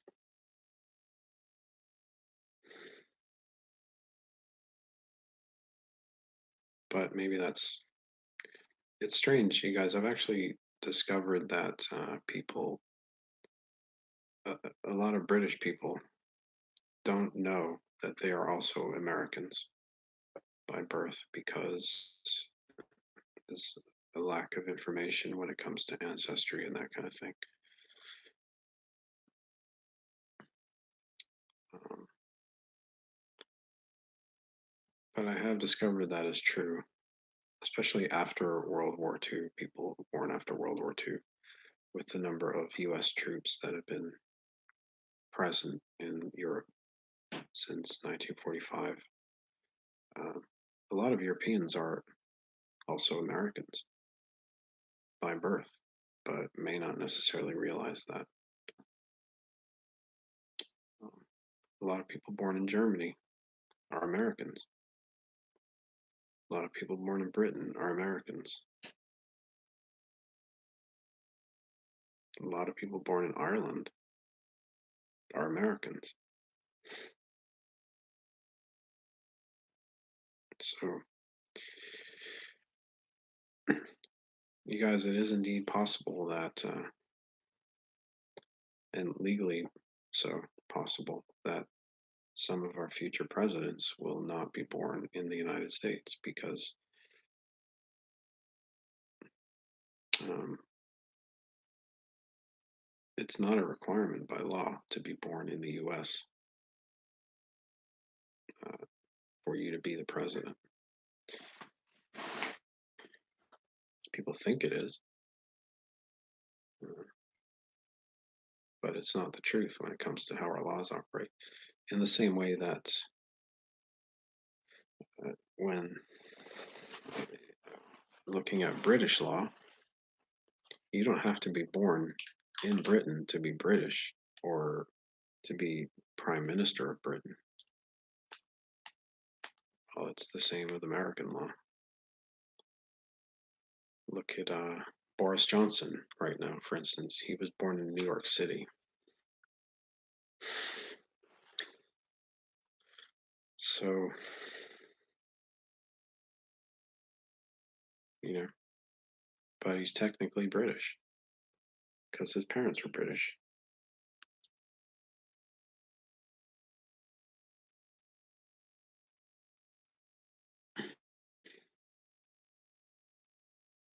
Anonymous user 611, you're spilling the beans. Okay.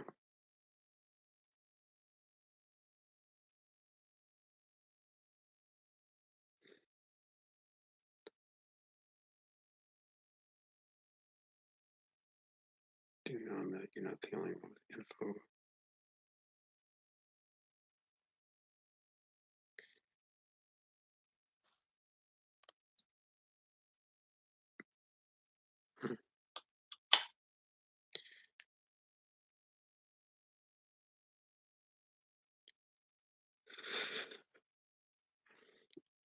Okay.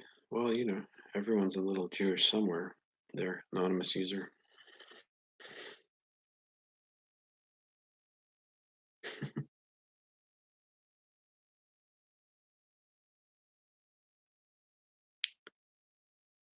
See the gap in my teeth? See that? You know what that means? Gap tooth. I'm probably Jewish by ancestry, a little bit. That's okay. I'm still a Christian.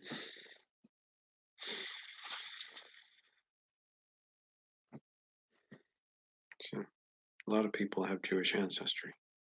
Doesn't mean anything anymore.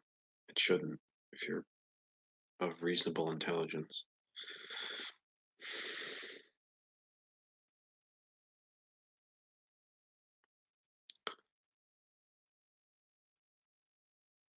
Some of my family were Austrian, Hungarian, Austro-Hungarian back before they got they all got kicked out of there. They were Jews, Jewish, maybe not even ancestrally, but converts. I'm not sure. I don't know, frankly. But one guy escaped to Dublin in Ireland and lived the rest of his life there as an Irish person, although he was born an Austrian Jew.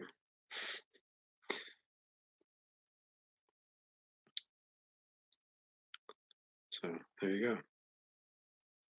So I'm a Irish American Austrian Jew with some who's like half English or more.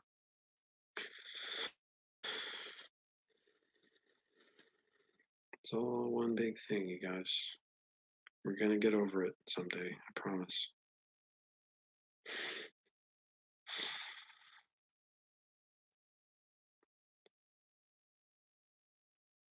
Have you seen all the, let's see.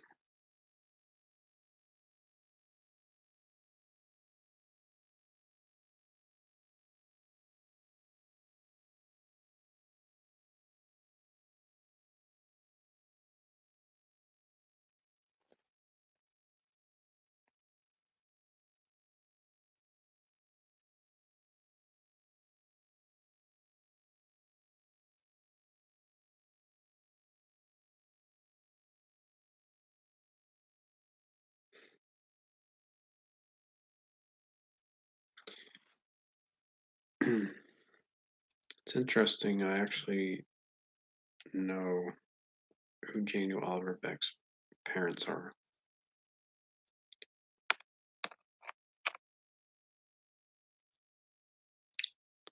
I know where he was born.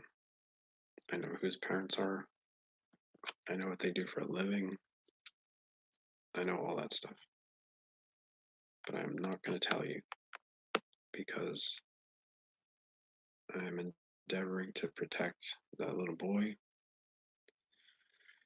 and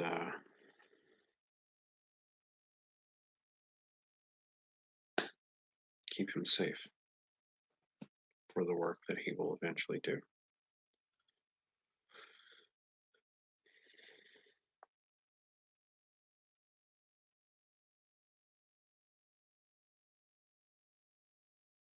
Hmm.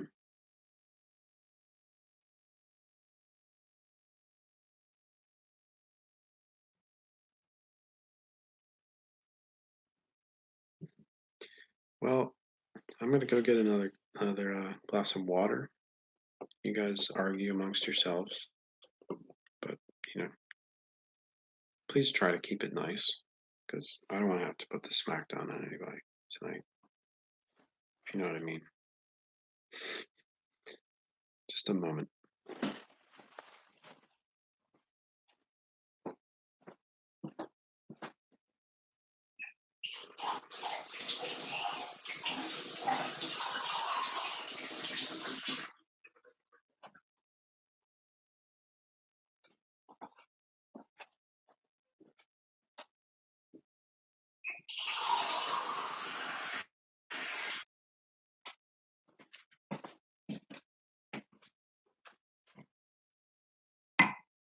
Okay.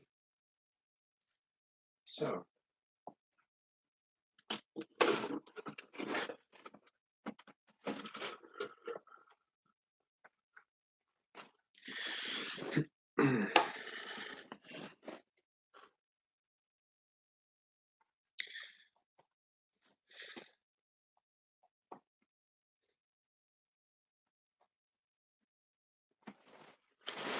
yeah, beer. I don't have any beer right now. I'm kind of bummed out about that, but I drank a lot of beer yesterday. So, and I feel really good about that actually. To be truthful, I've been staying away from alcohol for a very long time. And here's why.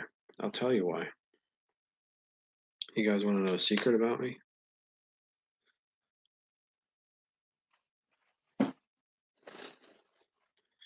Who wants to know a secret about me? It won't be a secret after I tell you because I'm putting it up here. But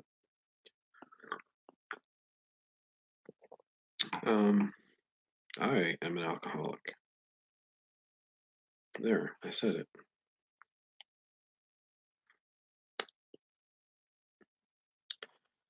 20 years ago. 20, yeah, 20 years ago. I came to the realization that I was an alcoholic. Uh, I was pretty much solely focusing on becoming a very successful musician, which I did.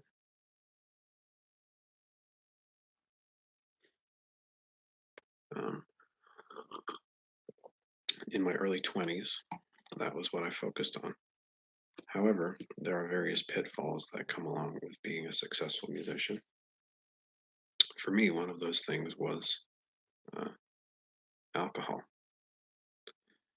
And for about 2 years, between the ages of 23 and 25, I became a very serious alcohol consumer. Let's just put it that way. I was making a lot of money.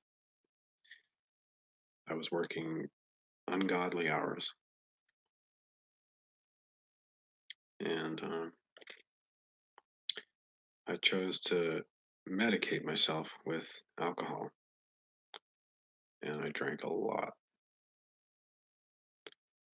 uh, to the point of one night where I literally nearly died. And I realized after that point that I had to stop, that I was an alcoholic. And around about that time is where I began to experience what I consider divine intervention in my life. And belief in God came to make sense to me. And I completely stopped drinking alcohol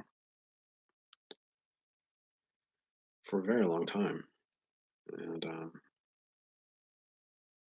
never really felt the need to drink any at all after a point.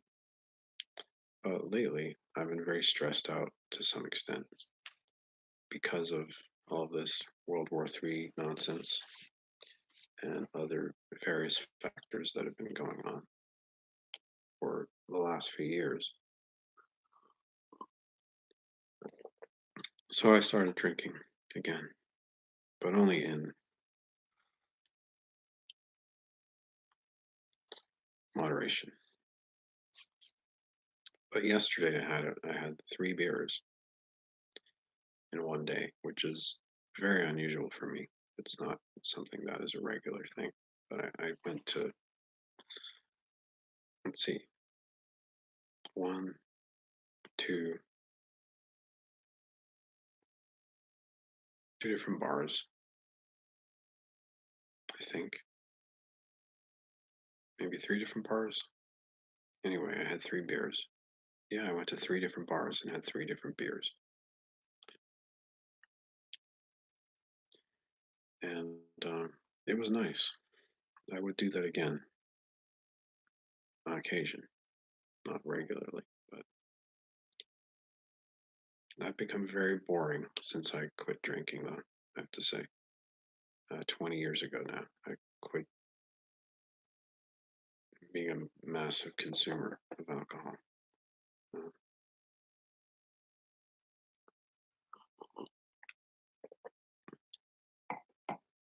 it's been nice. My brain has done well. My consciousness has expanded. I've become a much more spiritual person. Life is good.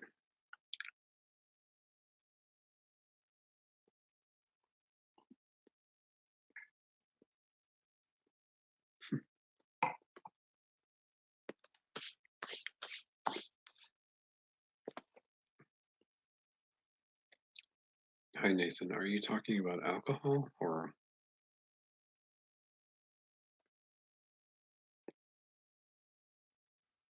I don't know what you're specifically referring to? Are you talking about alcohol consumption or something else? So let it consume you. I think I pretty well have drinking under control. I mean, it's not something that I would ever choose to immerse myself in or even allow myself to be immersed in on a regular as a regular pattern of behavior. I might have a drink now and again, but I'm okay. It doesn't. I don't have that compulsion anymore. I've worked it out completely. So I just. It took me, you know, 2 years of doing that to myself to realize that it's in my genetic makeup that that's how I am, and that it was something that I had to get control over, which I did very quickly. So actually, it wasn't really that bad. But yeah, as anybody from sort of military DNA will tell you, uh, alcohol consumption is kind of a thing that's easy to do for certain people, and it's not as big of a deal as it is for for others. Um, like I could literally drink like line them up 10 beers and knock them back, and it wouldn't be a huge deal to me personally. It wouldn't be that big of a thing. Um, it's just not something that I choose to do anymore, and yeah, I'm okay without it. I have more money, that's for sure.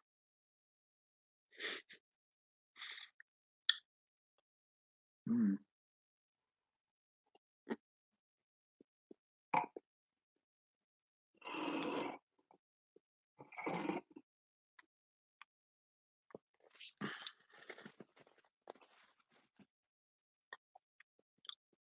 I definitely have more money when I don't drink, because I don't drink than people who do. Um, but well, alcoholism can be a genetic condition for a lot of people. You can be genetically predisposed to that, just like some people are genetically predisposed to, you know, I don't know, eat pasta or, um, yeah, drink coffee. Even I come from the genetic background that is predisposed towards alcohol consumption as a way of dealing with certain things. That's just my DNA. I'm very English. I'm part Viking, like Scandinavian,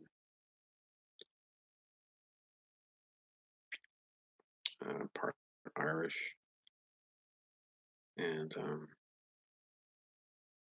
having grown up in a very cold part of America in the winter, and partially in Canada, that's how we that's how we do it. We drink a lot.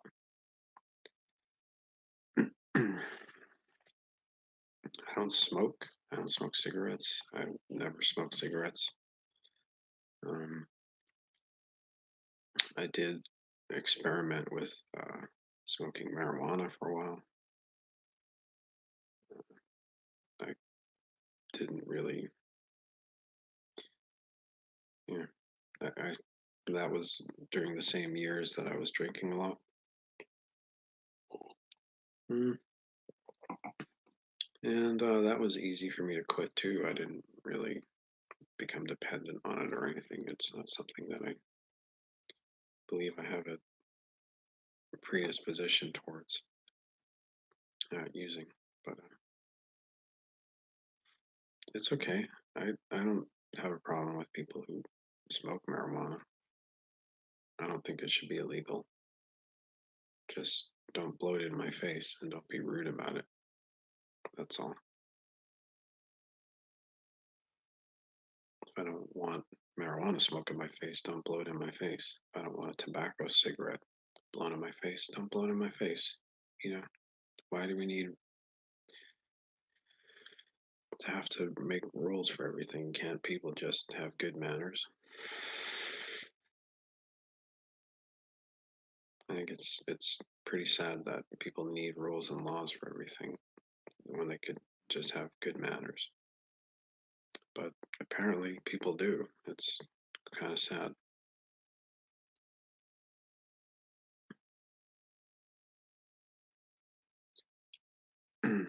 I don't know about the coronavirus there, Blue Moxie. The coronavirus is at least half this job's boring. Yeah, they're gonna have to. I mean, if I get elected and do away with marijuana, um, persecution of marijuana, as I like to call it, then then they're gonna have to go fight real crime, I guess, like rather than locking people up for stupid things.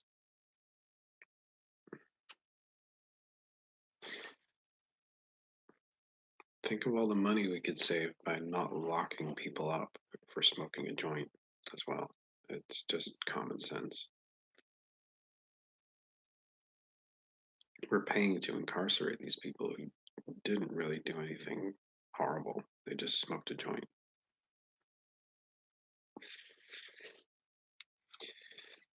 It's a bit silly, to say the least.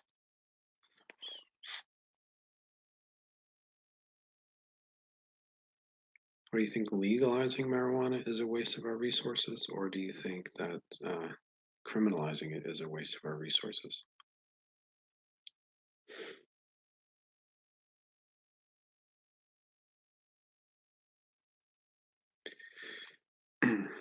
Does it sound strange or odd? No, it doesn't really sound strange. I mean, it's not. It's absurd, Like it's like anything. And I'm not the president, so I, I think it's. I think it's supposed to be humorous. There's humor in it, and if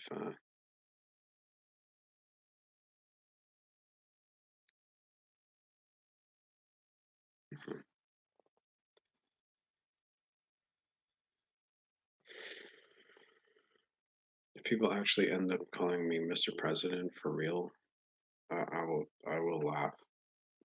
I will find it funny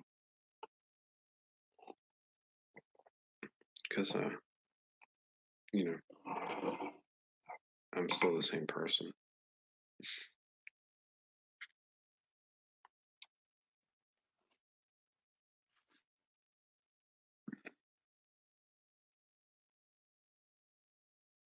Mm,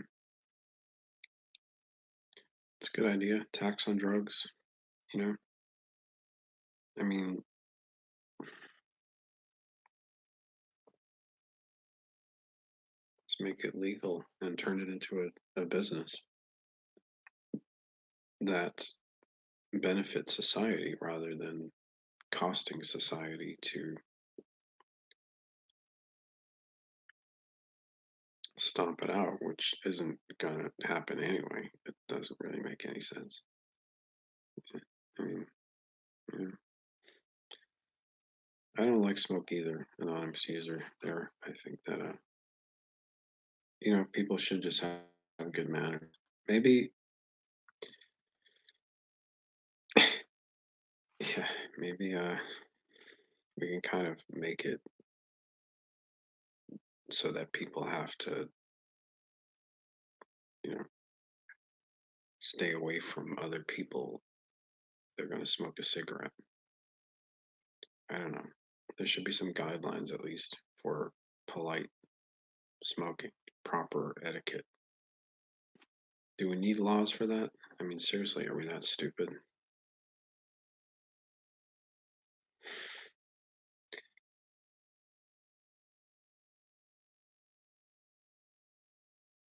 I'm not a big fan of making laws for everything.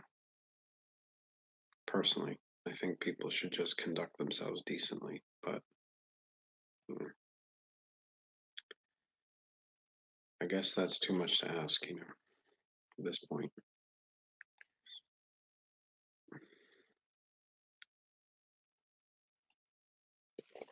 How was the World War averted?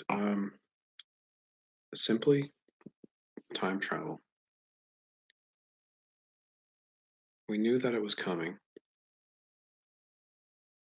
Anyone who had a good understanding of the geopolitical uh, reality at the time of the end of the Obama administration understood that we were headed in a very bad direction.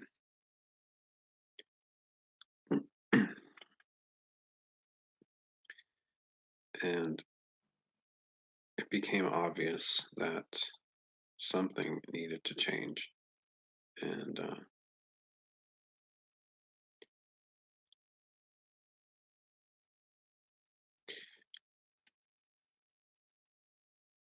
time travelers let us know that this needed to move in a more positive direction and really seriously think about the direction we were going in.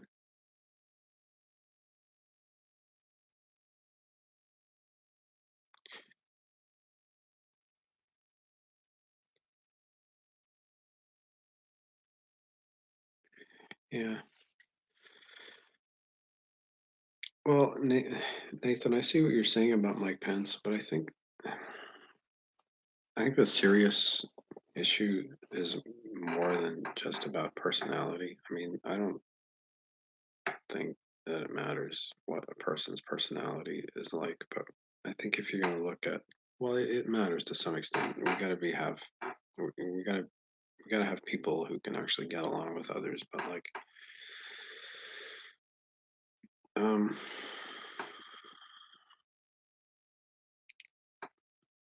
I think his policies are just whack, frankly, and his approach to things would just be less than ideal. Let's put it that way.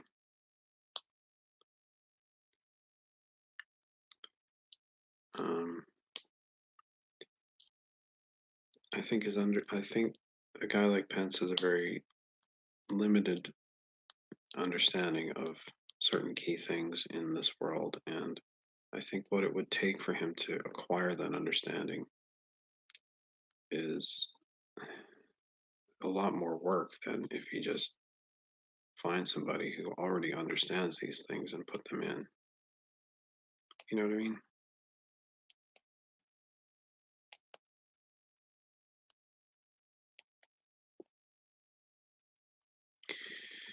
Yeah, Obama was definitely charismatic, but in over his head on a lot of stuff. You know, he needed a lot of guidance.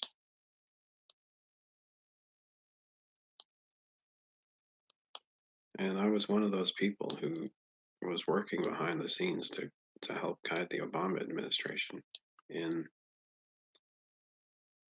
a direction that was not disastrous.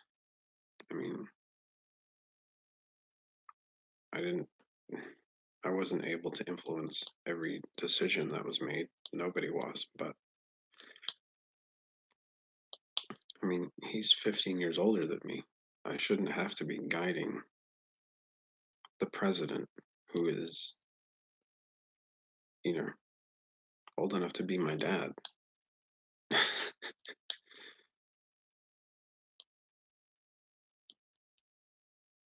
I should be able to trust him with the responsibility of making right decisions. And so should we all. But, here I am, a kid, basically, by comparison at the time.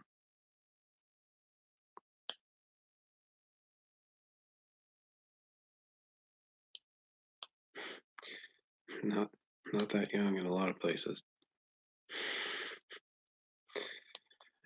Um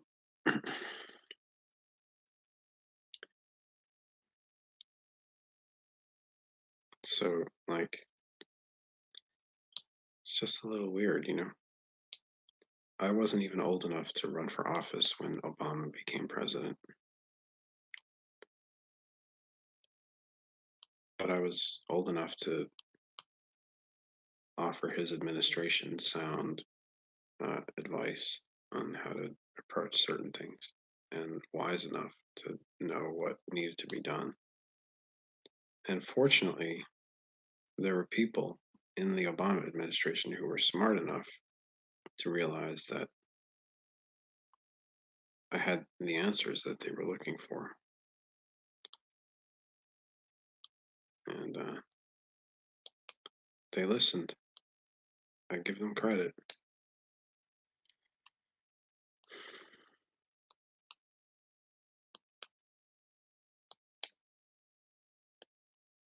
One 101, huh?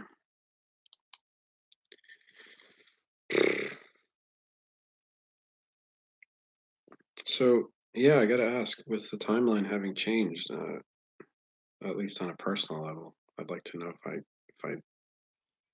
I lived, what I ended up doing instead of being president.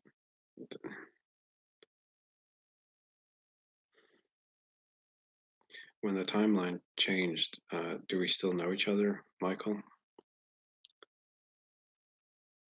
Like, did I just go? I don't know. Did I die young or something, or did I blow my brains out because I got just frustrated with all this crap?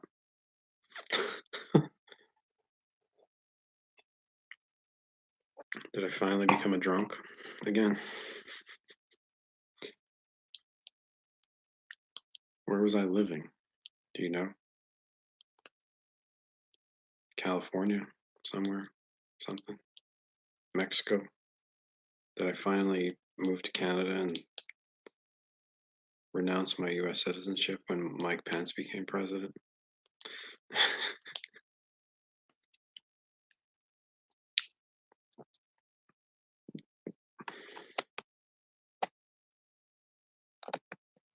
I might do that if that happens. I'm not kidding. If Mike Pence becomes president, I'm Canadian, you guys. I'm definitely Canadian.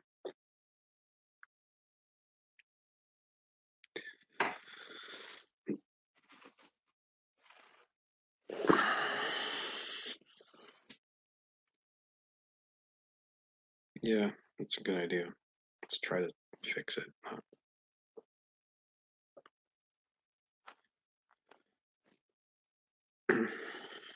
Don't worry about alcoholism. Um,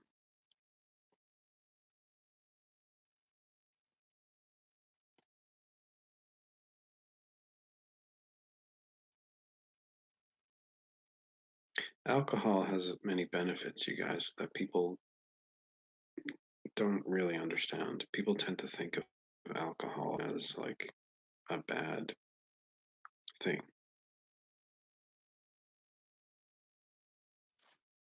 Uh, this is water, by the way, not alcohol. I'm just using a wine glass.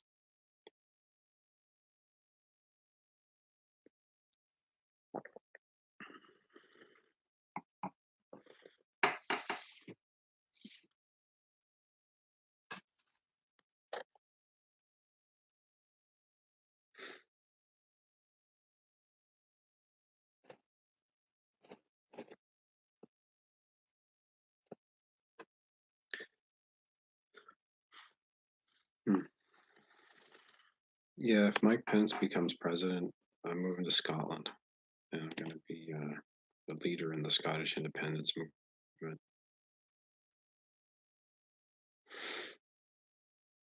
I mean, I have a Scottish name after all. I Macintosh.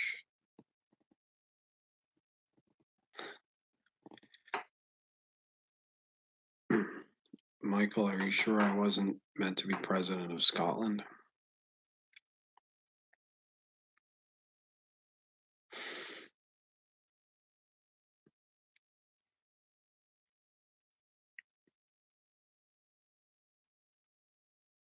Or maybe Ireland, even? I don't know.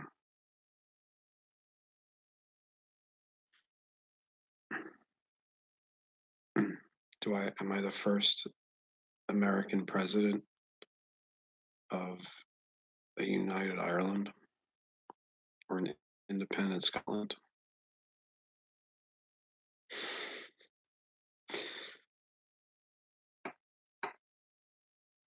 Yeah. Well, a lot of people have ancestors who were kings, believe it or not.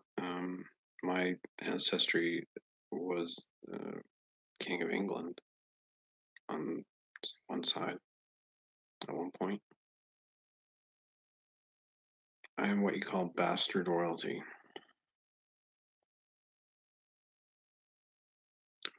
Bastard English royalty. Illegitimate royalty, as there are many people who are of that. The kings back in the day would have large numbers of children with women they were not married to because they could. And while ancestrally royalty, uh, we're not technically royalty, we're considered bastard children, illegitimate royals. Uh, Somewhere back in my family tree, not that long ago, my one of my great grandfathers or great great grandfathers was the King of England. I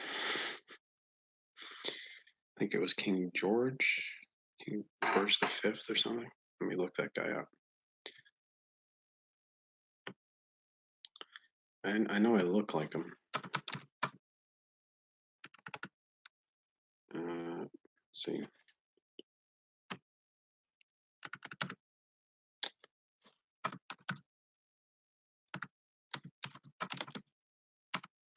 George the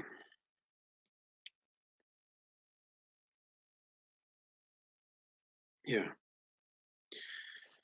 King George the Fifth, son of no wait, grandson of Queen Victoria is my I believe great great grandfather. Yeah, I believe so. So there's something for you, Michael Phillips. My great great grandfather was the King of England. Kind of strange.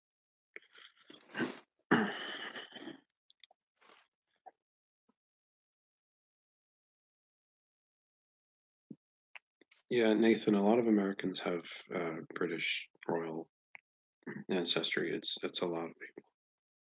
It doesn't mean anything anymore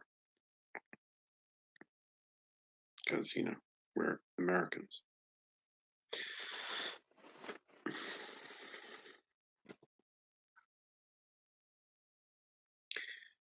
Let's see. I do not want to go back in time to meet anybody. That is my thing. I am not interested in visiting the past. In fact, I don't even like being here, frankly. I like being in the future. Because the future that I am here trying to help create and to prevent uh, the destruction of this planet so that and the human race so that there can be this future is way way better than the past. It's way way better than the present, and I think it's something that we should all be trying to achieve because you know once we reach the future, the technology and conditions exist so that we will be able to extend our lives to forever, basically, and reach the furthest points that you can think of in the universe. So that's what I'm really aspiring to. And being stuck in this time is a consequence of that for me. It's trying to prevent insane lunatics from blowing up the planet and wiping out life, particularly human life.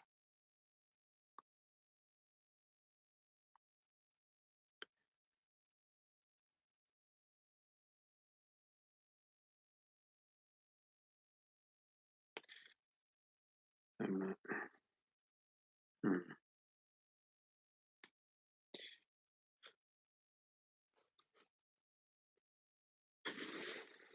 So yeah,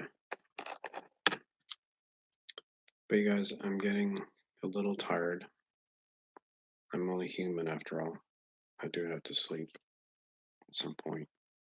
Um, Thank you for coming into my chat.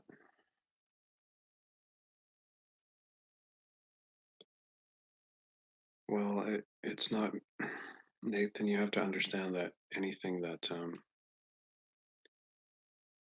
I do in the future is not the me that you're looking at now. It's a different person in the future. Um, I'm just becoming who I will become, I think. I've been through a very difficult time in my life in the last several years, and I'm really just starting to become the person that I believe I will be eventually. And still trying to figure out a lot of things about myself. As I said, I'm still a young guy, really. And,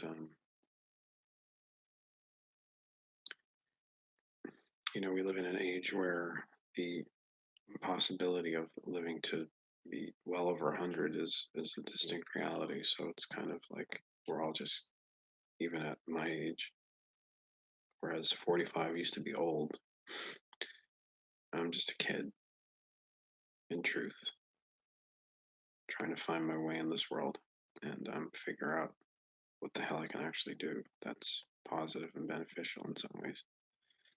And then in other ways, got a lot of stuff figured out that maybe previous generations had no clue about and no access to. So it's all good. We can work it out. Yeah,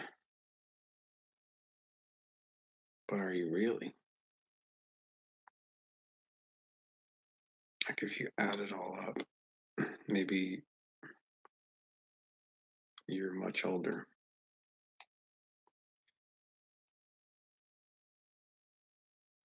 Like in that sense, I'm really probably over 100,000 years old if you really want to count all the time that I've spent in time space. I'm over 100,000, but I've been put back and regressed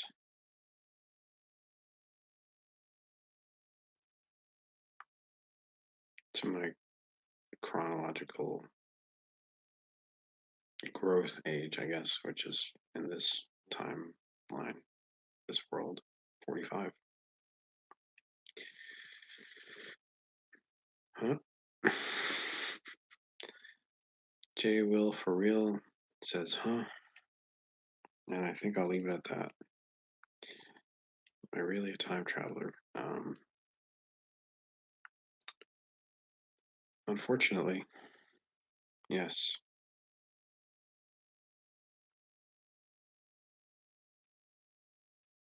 But someone has to be responsible for these things, I guess. Might as well be me. All right. This is Michael Macintosh. Have a great whatever it is, wherever you are.